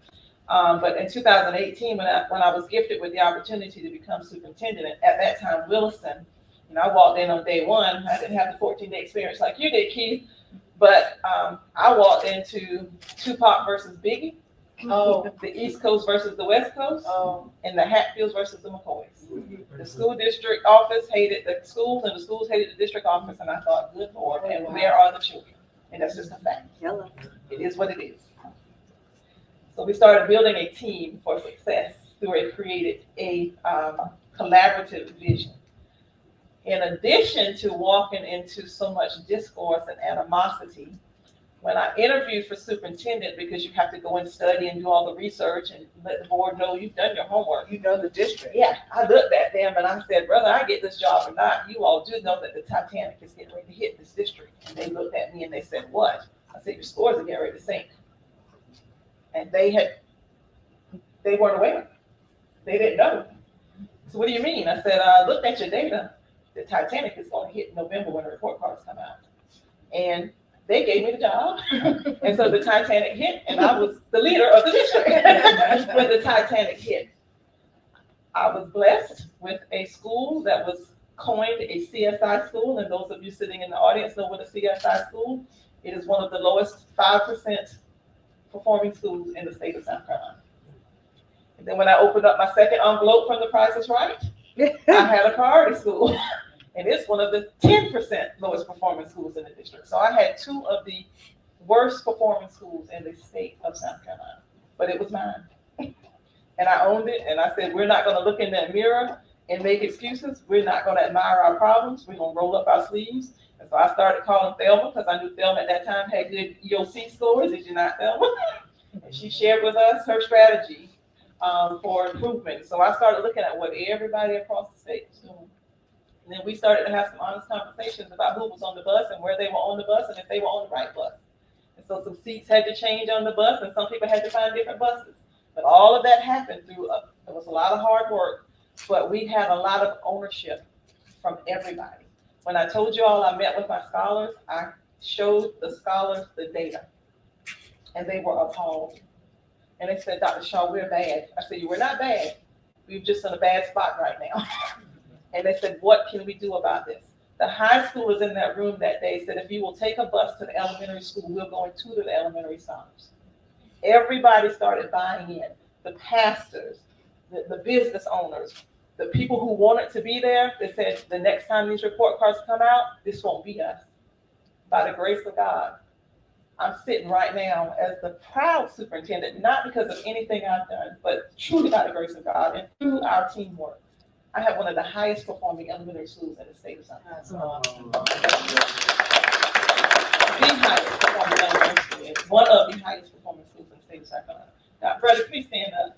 This young lady and her team, they took their school off of the list. You weren't supposed to be there anyway, Yeah. right? They're not on the list anymore. So both of our schools are off of the list. And I told them I don't want to see the list anymore. But it was through people. I can't tell you it was one program that made the difference.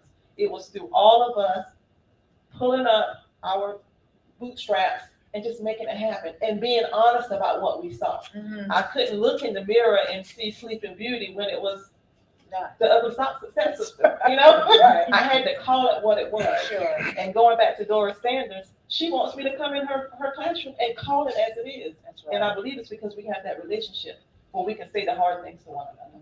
Did you have something to add to that? No. Okay. I can't follow that. Okay.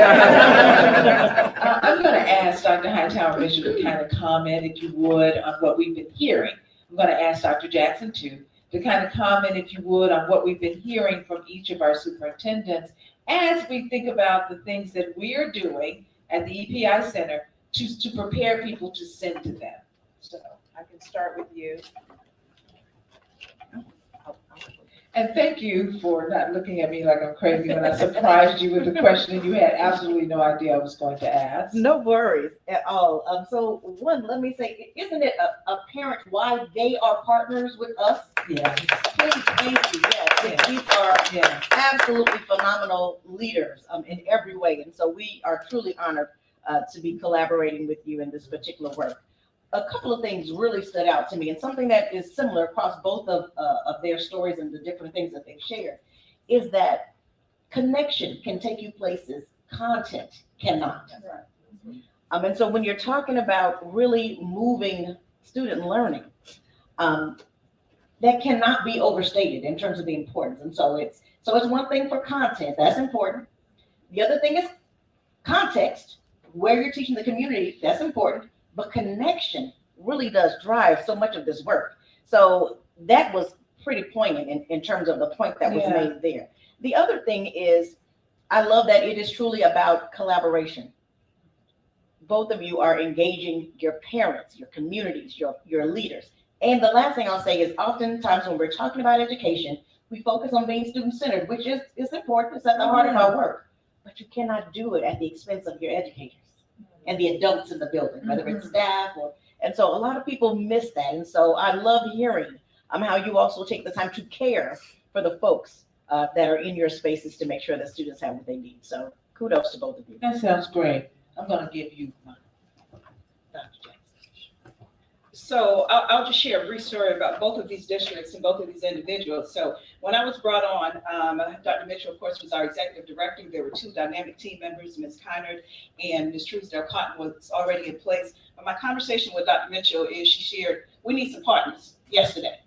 And that was the charge that I was given. And so that's where we immediately went to work to really formulate a plan and strategy to really make sure our districts understood who we were and what we were offering, and to develop partnerships. So there were a number of outreach calls and relationship building. We went through our network because we've all engaged, been in education in a number of spaces. But I want to first start with Dr. Shaw. So when, many of these conversations were long and extensive, and, all of the leaders from districts, they're on the call, and they had lots of really great questions. And so there was a lot of back and forth, and there were numerous discussions. The call with Dr. Shaw, there was probably a Zoom meeting and then a follow-up call. And she said, well, come on, this is great. And, like, really? Like, you think? I was like, you think so? This is fantastic. Because she heard what we were saying. What we felt like it was great too, but it's like the children, they all great. And so the next thing I knew, we were literally invited to come to her Board of Trustees meeting. If you know anything about Jesse Outen and I, we call it our car rides. I was like, Jesse, we got a district. And he was like, let's go. And so when we got the invitation, we got in the car and we head on out, had a wonderful opportunity to share with the board meeting, at the board meeting. She's our first MOA that was signed with her particular school district. And that was after making 2 phone calls. And so really excited, and we'll always have that nod as our first partner in our inaugural year. So we appreciate that. Fast forward to Mr. Price. I am a Georgetown County native, product of Georgetown County School Districts. Most of my family is still in Georgetown County. So Georgetown will always be a special place for me. When folks say you're going home, I'm not talking about Columbia, South Carolina. Going home is Georgetown, South Carolina. So I have to clarify in some context when folks talk about home. I'm usually referencing Georgetown because it has a special place for me. What I realized is we did not have a partnership with Georgetown County School System. So I reached out to Mr. Keith Price, accepted our call. Another case where it was a short discussion, and they were partners. Lots of great questions. And I also want to share a nod to Mr. Price. We realized through our partnership, because we learn and grow. When we talk about improvement science, we live that work here in the center. And so we make improvements as we go along. We realized that we had an opportunity for some clarification as it relates to how we're working with finance departments and how we're ensuring compensation. He was so very amenable. There was a gray space that needed to be worked through. We got on the phone, had what could have been some contentious dialogue. It really wasn't. It was a direct conversation. And he said, what's going to be in the best interest of the people in the program. That's how the conversation ended, and that's where it started. He wanted to know, what could we do best? Let's forget about district needs and center needs. What is the best for the people in the program? And that's where we settled, and the issue was immediately resolved. And so, again, I'm appreciative to both of these individuals for their commitment. It's not just in word, it is really in deed. And so when we invite folks to come and be a part of this panel, it's because it's some great work happening in the districts. And I'm happy to say in this instance, it's some great work with both of these 2 individuals that I can personally attest to. And I can make a call and get either one of these individuals, they respond immediately. And so I'm very grateful and appreciative of that. Thank you, Dr. Jackson. Yeah. Thank you very much. I know we're coming up on the time when I should get closing comments and then transition to the Q&A portion. But Dr. Hightower Mitchell, there was something you said earlier, and I don't know what it is. I want you to explain it to me. Can you talk to me about what improvement science is? Sure. Because it sounds like from each of our panelists today that that's a big part of what they incorporate in their strategies to make change. It absolutely is, and it's one of the through lines in all of the programs and services that we provide. So there's a couple of things. One, very simply, as the word suggests, it is the science of improving. And so it's a very disciplined, structured way to make sure that you are assessing where you're beginning. Is it new? It is absolutely is not, and it's out of Carnegie Mellon. And so it's something that's been used quite a bit, especially in healthcare spaces. But most recently in education, once people really started talking about advancing education, we use it as the foundation for really being intentional and deliberate about how we advance student learning and how we advance how our programs improve in the center. And then certainly there are schools who also use it in terms of how they advance the different systems and programs in their schools. But there's a whole little formula, and there's several different different tenets that I won't take you through all 6 of the tenets, but there's a plan, do, study, act, right? So you are looking at what it is that you need to address, you're planning it and you're assessing things. Once you put it in place, you assess it again to see if it works, and it's a very iterative process. And so the bottom line is that it's one thing to just do something, but you've got to be deliberate and intentional if you're truly talking about improving. And so that's a very simplistic way of describing improvement science. There are several different, one of my favorite tenets, there's 6 of them, but one of them in that is that to attend to variability. People talk about best practices and, oh, it happened well over here. You've got to understand where you are and who you're working with. Just because it was a great practice over there doesn't mean it's going to be what you should be doing. I don't care how much research is out there. You've got to attend to context, and who your community is. And so just being very deliberate and artful. I would be remiss if I did not, and I'll do a little bit of this later, but we have an entire master's degree, and improvement science is baked into that curriculum. Our dean of the graduate school, Dr. Gwenda Green, leads that particular work, but we make sure that anyone who is an educator in our program knows how to move learning, and improvement science is how we advance it. Now, I do want to just from one of the questions that Dr. Shaw answered when she talked about having the older scholars take a look at the band numbers and come up and without, she didn't prod them, but they came up with a solution on their own that sounds extremely effective, and one that without an intentionality effort might not happen.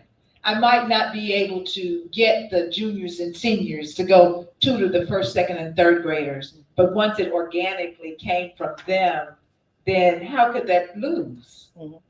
Yeah, it's important that people understand a lot of what we're trying to know and understand.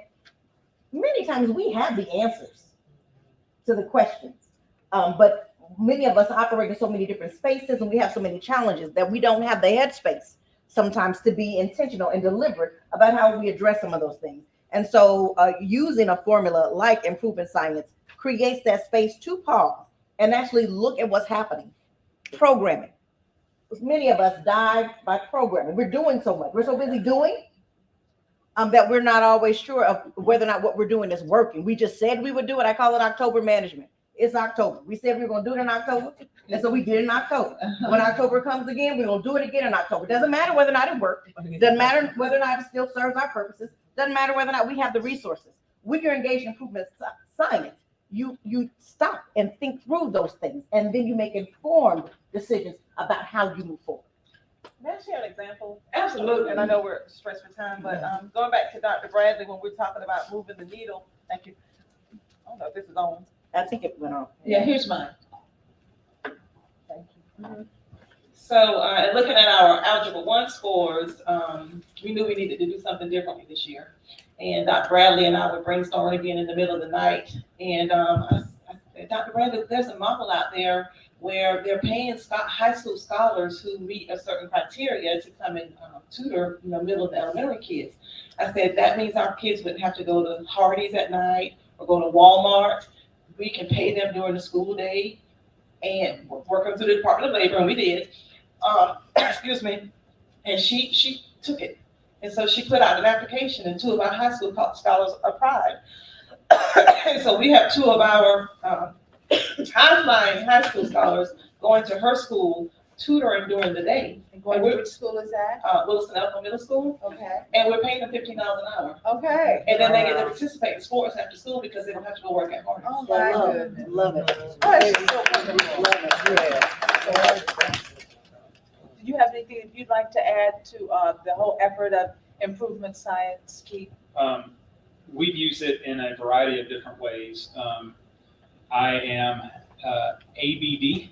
Anyone know what that term is? Absolutely. You'll get it done. ABD and 3 out of 5 chapters into my dissertation. And my doctorate degree is in educational systems improvement. That's built around improvement science. And so Just to give an example of one of the projects that we've been working on for the past 2 years, whenever I first arrived in Georgetown, I did an interest inventory with our principals because I didn't want our monthly principals meeting just to be sit and get. We wanted to take the opportunity to invest in their professional development as well. And so there were 2 areas that came back of high interest. One was they wanted some help learning how to use data to make informed decisions.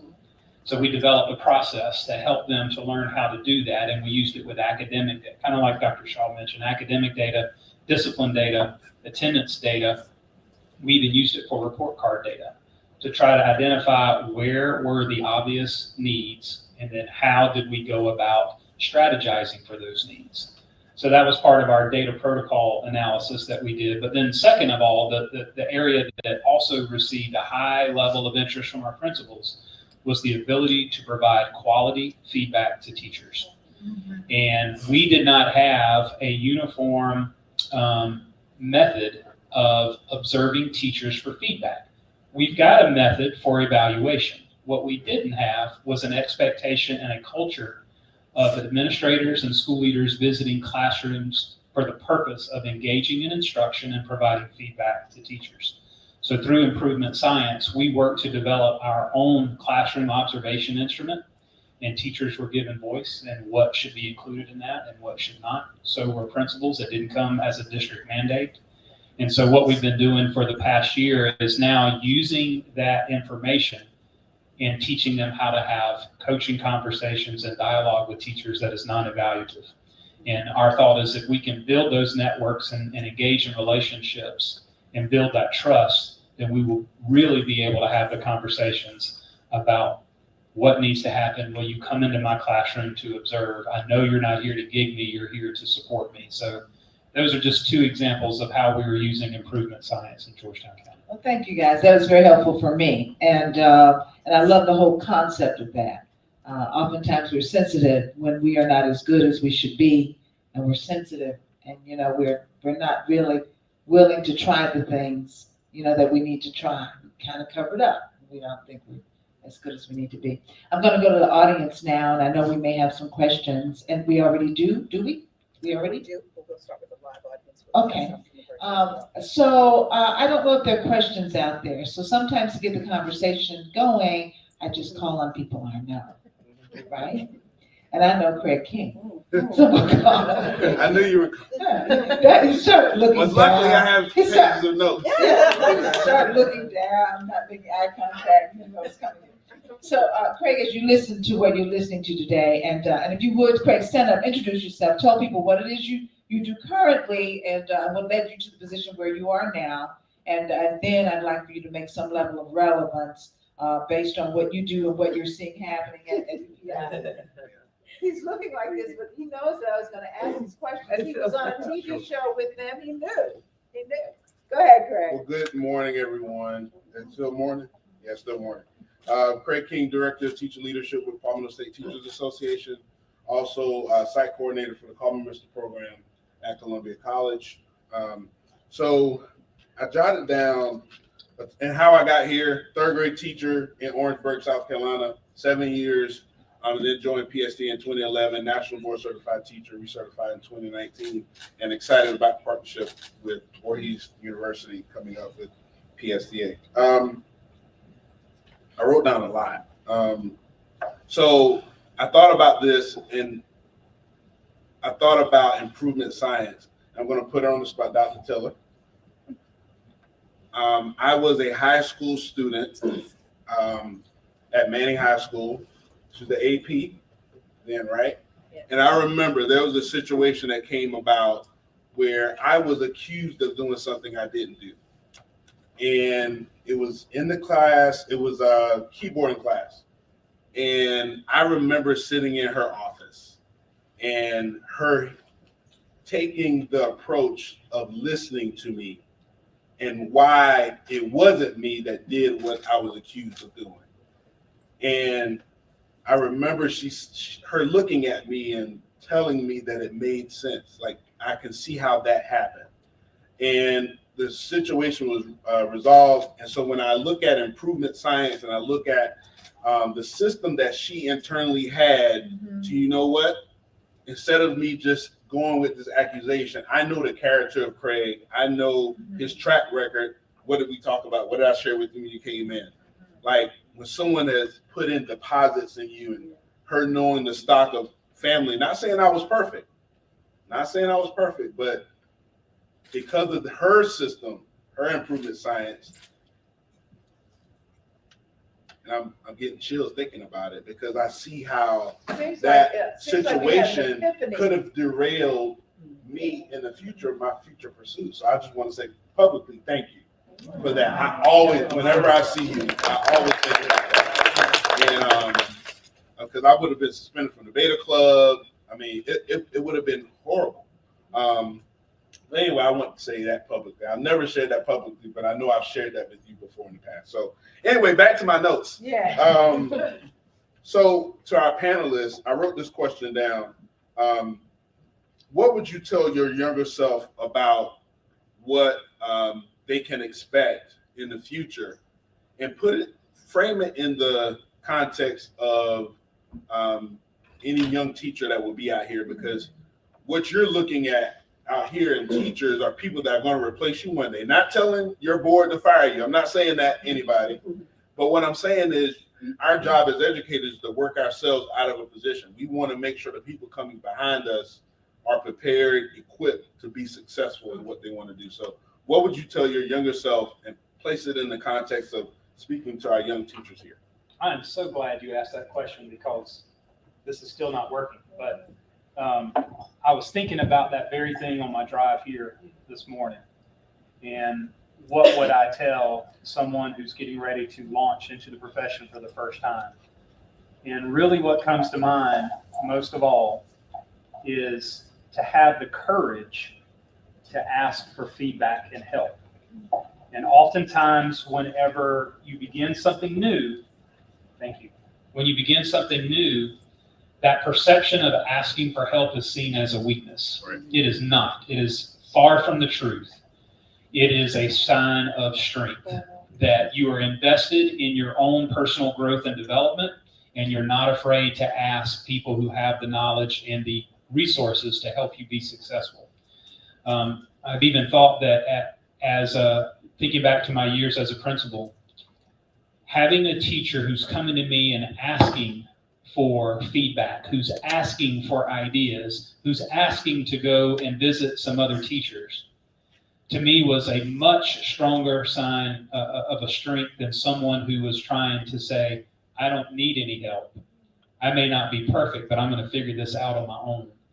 So becoming vulnerable in that sense, in my perception, is actually a sign of strength. So to those who are embracing and embarking on this new journey and this new wonderful profession of teaching, is invest in your personal growth and development, and do not be afraid to ask questions or to ask for support. It is a sign of strength. I think that is excellent advice. Along those same lines, I would say don't place yourself in a box. Just because this is the way it's always been done. Be a trailblazer. I pride my team on, we do things differently. I mean, sometimes we just wake up in the middle of the night, start texting each other. I'm like, this is crazy, but we're going to do it anyway. But, we only live once. We have one time to get this thing about life right. And so have fun doing it. I tell my friends and colleagues all the time, get over yourselves. Don't get caught up in titles. So if you're out there in YouTube land, being a principal is great. Being an assistant principal is great. Being a superintendent is great. Being all of that is great. Do not get caught up in titles. It's the work of the heart that makes the difference. And so don't get in your own way. Sure. Leave space for God to do the work that He has already planned for your lives. He already has your trajectory planned out if you just listen to Him. So sometimes we have to get out of our own ways. And so I wish somebody had told me a long time ago to get out of my own way. Sure. And so that's what I'm saying to the audience. If you have aspirations to go to the next level, get out of your own way, but do not get caught up in titles. Because at the end of the day, it's the work of the heart and your soul that matters. That's right. I think that's great advice. We would like to get some additional audience participation. Is there anyone with a burning question before we go to the questions from online? Yes. And if you would tell us who you are. Sure. Good morning, everyone. Good I'm morning. Wanda Jones. I'm an EPI student, as well as a parent of 2 kids that attend Macedonia School under Dr. Shaw. And Dr. Shaw, my question is that I noticed that sometimes kids are more receptive to peer tutoring. So after the high school students came in and they tutored our little kids, what was the little kids' feedback in regards to having their, the peers from the high school coming in to tutor them? That's a great question. So, as Ms. Jones knows, I was gifted with the Blackville schools this year, and so that started over in the Williston schools. But what we are seeing, I think, and I think Dr. Mitchell, you used this word earlier, a systemic change is ownership. Our smaller scholars took ownership in their own learning. They go down the hallway now, and they will tell you, woo, they tell the principal, Miss Smalls, and I hear it because when I'm in the schools, I'm 2 points away from the goal. If I could just get that reading comprehension up, I'll make it, Or if I can do good with my geometry strand, I'll make it. And so to that end, again, when I talked about buy-in versus ownership, it's the ownership. They have taken ownership into their learning into their own hands, and they can speak to it. They know exactly what they are doing well, where they're doing well, where they're proficient, and then they also know in areas of growth. At Macedonia, this Thursday at 12:30, I'm sure you know, there's a big parade. It's the I-Ready parade. My husband is nice enough to let me drive his coveted Corvette because I get to escort one of our scholars who has made some of the highest growth at MIMS in a big I-Ready parade. MIMS, I was blessed with MIMS this year as a result of consolidation. And we had some academic challenges, and I was being transparent. But when I tell you the shift in mindset that has happened in that building in 1 year is phenomenal. It's because everybody has taken ownership, Ms. Jones, to include the scholars at MIMS. So when I talk about our scholars, even though the MIMS scholars haven't had the opportunity to be tutored by the older kids as of yet, the MIMS scholars know their trajectory for academics right now. I can look you dead in the eye as your superintendent and tell you that. And we will celebrate all of them on Thursday at 12:30. And I hope you'll be at the parade. I'm going to ask Dr. Jackson. She'll come forward and ask a couple of questions. So to our virtual audience, we had a number of questions, and our panelists actually incorporated some of those without me asking. So I will go to the 2 that I don't think have been directly addressed that came from our virtual audience. And what are some ways, and I'll just ask them both and have you to answer however you will, what are some ways we can encourage collaboration among educators across districts? And then what are some of the major challenges to teacher recruitment and retention that you face in your districts? So collaboration is already occurring. I know that Mr. Price probably is a part of a consortium. We have the Salcahatchee Consortium in this area, which comprises several districts. Dr. Sojourner was a very integral part of that consortium. And we get together monthly as superintendents. And we share ideas, we share our burdens, we share our joys, we celebrate, and we steal ideas from one another, just to be quite honest with you. One great thing that came from our consortium last year is we got all of our EOC teachers together, and we released them quarterly. So all of the math teachers from Denmark and Bamberg and Williston and Blackville and Allendale and Collison got together quarterly and sat in a room, and they learned strategies together, but they also shared ideas about things that were happening in their classrooms. So that's already in existence, and just picking up the phone and not being afraid to ask. If I see that Keith is doing something great, I'll pick up the phone and call because we have that relationship. So, like I say, get out of your own way. Put your pride aside. It's not about you. It's about growing your scholars, growing your team. I would piggyback on that as far as school leaders consortiums are a great way to share ideas. But for teachers who are looking to do cross-district collaboration, my recommendation for that would be who's going to lead it. And if you can get someone in another district that's interested in teaming up with you, if this is a passion that you have you tried pitching it yet? And my guess is if you pitch it, and you've got a mutual partner on the other side who's willing to coordinate to make plans for a quality professional collaboration experience, it's probably going to be approved. But it's who's going to pick it up and run with it. And so if there are any teachers who are interested in cross-district collaboration to put together a proposal to take it to your leadership, it's most likely going to be approved, especially if it's professional development engagement that you are passionate about. So I would encourage anyone who has those aspirations or those interests to put together a formal presentation, find someone from the district that you'd be interested in collaborating with, make the proposal. You may be surprised. Awesome. Dr. Jackson, was another part of your question about teacher shortage?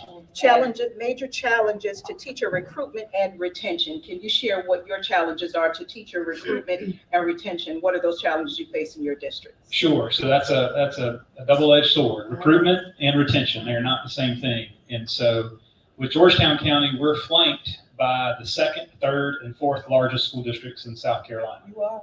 Horry, Charleston, and Berkeley. You are.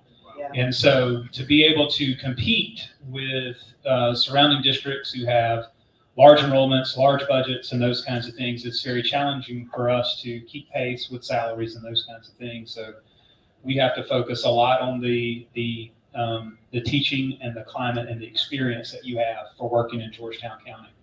So pay is a big challenge in trying to keep up with our surrounding areas because there are some folks who may live in our county, but it would take them just as much time to drive to a school in a neighboring county as it would be to drive to the one where they're working.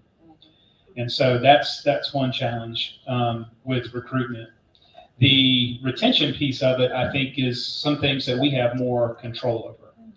And I've always felt like if we could get them to us, then we've got a really good chance of holding on to the folks. And so I did some work with this in my previous district and diving into why teachers were leaving. And it really came down to three big pieces. Number one is they were looking for support with discipline. Number two, they were looking for support with parents. And number three, they were looking for support with their time and their professional development. And the common thread between all three of those pieces, relationships. And having a support system and a leadership team to help them navigate through challenging discipline situations, not just a pat on the back and saying, hey, everybody has a group like this, it'll get better next year. No, sit down with me, plan with me, help me think of some strategies, come and watch, give me feedback without dinging me on my evaluation, but to come spend time with me to help me work through this problem. And then with challenging parents, if I'm wrong, then help me correct my mistakes with dignity. But if I'm right, despite how loud the parent may be or how direct they may come across, support me when I'm right. Yeah. And then number three is protect my time. And it's already been mentioned, I think Dr. Shaw or someone said that sometimes we're guilty of October ideas, program after program after program. And we've got to do our part to protect teachers' time. And what's woven into all of that is get to know me as a person. Don't treat me as an employee number. I have interests, I have passions, I have tough times, I have good times. But if I know I've got a leadership team around me that has embraced me as a person, then I'm more likely to stick through some of these challenging times because I know I've got a leadership team around me that's got my back when I need it most. And so what we're doing to try to help with the recruitment effort is spending a lot of time with school leadership teams on those pieces. So I understand I've got just time enough for one more question from the audience. And if not, I'll defer to the other question that you had. So they were answered, so we can close remarks from our panelists. They actually answered it earlier in some of the remarks. It's now time for the closing comments from each of you. We're going to start with you, Keith, and then we'll end with Dr. Shaw. Keith Price. Well, I don't know what else there is to say. I just want to thank all of you for hanging in there with us. We're passionate about this, and we could talk about these things all day long, but we recognize not everyone is. But for those who joined in online, we appreciate you being there with us. For those of you who are here in person, thank you for engaging in this program. EPI's got so much potential. It's relatively young, but it's addressing a need that we all have. It's not just a challenge in Barnwell and Georgetown. it's across the state and it's across the country, that we need good quality teachers. We need them to have support systems. But oftentimes we can be our own worst critic, and we can find ourselves guilty of always talking about the challenges that we may face. And what I try to tell teachers whenever I have conversations with them, I was like, yeah, but if you're not up for the task, who is? Because in case you haven't looked, there's not a long line of people waiting to get in. So we've got to embrace this collaboratively. We got to work together. Challenges in education, what we're going through now is no different than different challenges we've had in the past. And what we do is we address them head on. We come up with strategies and plans, and we work together to overcome. And so the challenges may be different, but the practices are going to remain. And so those of us who are committed to education and the magic that it brings to young people and the part that it's going to play in the rest of their life, that's not changing. Education is a gift, and not everybody has the opportunity to embrace young people and to have a small piece of their success in their lives. And we get to do that every single day, and we consider it a blessing. And so I thank those of you who have also embraced this as part of your life's passion. Thank you very much. Thank you to Dr. Jackson. Did I say that right? Yes, I'm sorry. And Dr. Mitchell, Hightower Mitchell, for this opportunity. Ms. Hardy, you have been an excellent moderator. You kept us on our toes. And to the audience, thank you for not going to sleep on us. I appreciate the smiles and nods. Velma keeps nodding, so that means I'm doing okay.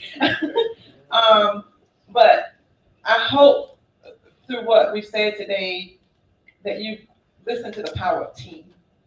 And it's not about one person. It's not about the superintendent. I hope that everything I've said today is about my team, because that's where the rubber meets the road. When you all sent the beautiful brochure, and I wish my mom was still living because I'd take it home and she put it on scrapbook. Yesterday, I sent it to the team and I said, you all pray alongside with me that God will remove me from this, and that our scholars and our schools and our teachers and our administrators will get the spotlight tomorrow. And I hope that's what I've been able to do, to spotlight all the greatness that's happening in our district, because it's truly not about me. The work is being done in the classrooms. Our teachers are amazing and our administrators are amazing. Ms. Hardy asked me yesterday on the phone about, being elected superintendent of the year, and I'm very honored about that. And she said, I hope you'll talk about that. And I was praying about that this morning and how I would respond. And I was thinking that in this season, I think God wants me to be the platform for rural school districts. Okay. That you got great things happening in Greenville, you got great things happening in Pickens and Georgetown, I'm for sure. But man, come on down to Salkehatchie Curzon. Go on over to Mims and see what's happening at Mims and Wilson Elko Middle School and Kelly Edwards Elementary School. We're on fire. But oftentimes we don't get the spotlight. Sure. So the cameras always show up in Greenville, Sure. or they show up in Richland 2 or Richland 1, and marvelous things are happening in all of those districts. But come on down to Baldwin County Consolidated School District. I think that's the platform that God has wanted me to share in this season in my life, that in Allendale and in Collinson and in Jasper and Bamberg and in Hampton and in Bamberg and in Denmark and in Williston and in Blackville and Brome, we got it going on too. Yeah. Our scholars are winning just like the rest of the states. And so I think that's my ministry right now in this season of my life, Ms. Hardy, is to share the stories of the greatness that's happening in this part of the state. It's been my pleasure to have this conversation with Keith Price and also Dr. Marcella Shaw. It's almost felt almost intimate, like you guys weren't even here a couple of times, right? Because they just are so engaging. And so, like many of you all have said, to be in an environment with this kind of learning and this kind of intellect and these kind of ideas being exchanged is extremely motivational. And I hope you all have been motivated. I've been your host, Cynthia Hardy. It's been my pleasure. I'm going to turn it over now to Dr. Jackson, Dr. Hightower Mitchell. So one more round of applause, please, for our moderator and our panelists. We thank you all. That was a lot of talking, but so much good stuff that was shared and could only have been shared in this form in the way in which you shared it. So thank you for spending that time with us, that focused time to have that dialogue. We sincerely appreciate it. And so I want to invite Ms. Truesdale Cotton to join me, please, as we share small tokens of appreciation to each of you. So we're gonna have you come down off of the big chair for just a second. And so, on behalf of our president, Dr. Ronnie Hopkins, in his absence, our executive director, Dr. Hightower Mitchell, and the entire Voorhees Center of Excellence for Educator Preparation and Innovation team, we say thank you for your time today, and we ask that you accept these small tokens of our appreciation for the big work that you do each and every day in your districts. Thank you very much. We also want to thank all of you for being a part of this conversation today. There are a group of folks in some blue jackets that you see, and I want to have them to just stand up and just accept my sincere thanks for all that you do. So with the entire extended team from the EPI Center, will you just stand? And my folks at registration who are committed to registration, they are back in the back. So there are a number of people that make this work possible. I know that you often sometimes see the 2 or 3 of us more often, but we want you to know that we are supported by a full team of individuals that do the work day in and day out to make this possible. So I say to all of you, thank you so very much for all that you do. A few announcements before we close. We recognize a number of folks, but did not recognize our chairwoman from our board of trustees. So we thank for our board of directors, excuse me, for you guys. Thank you for being a part of our conversation today. Dr. Mitchell has already thanked our wonderful student leaders and all of our Voorhees faculty and staff, and also our district partners who made the drive here to Voorhees. As she shared, we know you intended to be here. You didn't just decide to stop by. So we know what that meant, as many of us make that drive often. So we thank you for making that commitment. A few closing announcements that have been sent to me, and they would all pop my hand if I did not share them. Dr. Mason has provided some books for you all. They are at the table. They're at the table with Ms. Vaughn. He says these are different from the ones downstairs. So you can still back your trunk up, but he wants everyone to take a book. Please make sure you do that. For all of our folks who are at a school, and there are a number of principals and school leaders here, we have our proud partner signs in the back. We want folks to know who we are, and we want them to know that you are part of the work that we do. We ask and invite you to take one of those proud partner signs. We want you to put it somewhere in your school. We also have the yard stakes. If you want to put it in front of the building, however you'd like to have them, we ask you that you would take one of those proud partner signs so folks know about our work together. Dr. Mason also wants to remind you about this tour of the museum. So before you get your food, please take some time to see some of the historical artifacts that represent, that really are treasures of the institution and shares the institution's journey from start to close. So we want to make sure that you take some time to go through the museum. Lastly, I'll end the way I started with a quote from Bishop Curry. He says that, I know that all of us are a mixed up collection of selfish interest and selfish impulses, but I believe most people are fundamentally decent. As folks used to say, there's a little bit of bad in the best of us and a little bit of good in the worst of us. We are complex, but we are capable of kindness if given a chance. And I believe that is why we do the work that we do. We know that all of the students that we serve, the teacher leaders that we work with, everybody, we're all complex beings, but we know that we're also part of a greater good. And if given the chance, our students, our teachers, all of us, we will shine. So I say thank you for being with us today. We invite you to network and engage. We didn't make you make that drive without some lunch, so we want you to take advantage of the opportunity to have some refreshments with us. And to all of you again, I say thank you. Dr. Mitchell. Very quickly.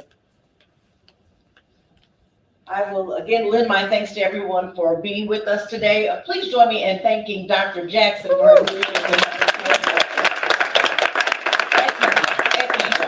Now, as fabulous and amazing as she is, how about all those people in those blue jackets are just like that. All of them bring different skill sets and talents. They're extended team members, some of them from districts that we work with. I also want to make sure that I acknowledge our colleagues with the LIFE project here. That's a federal program as well that works with a couple of districts in terms of their improvement in their district. So Dr. Sojourner, Dr. Tiller, thank you for being here and joining us.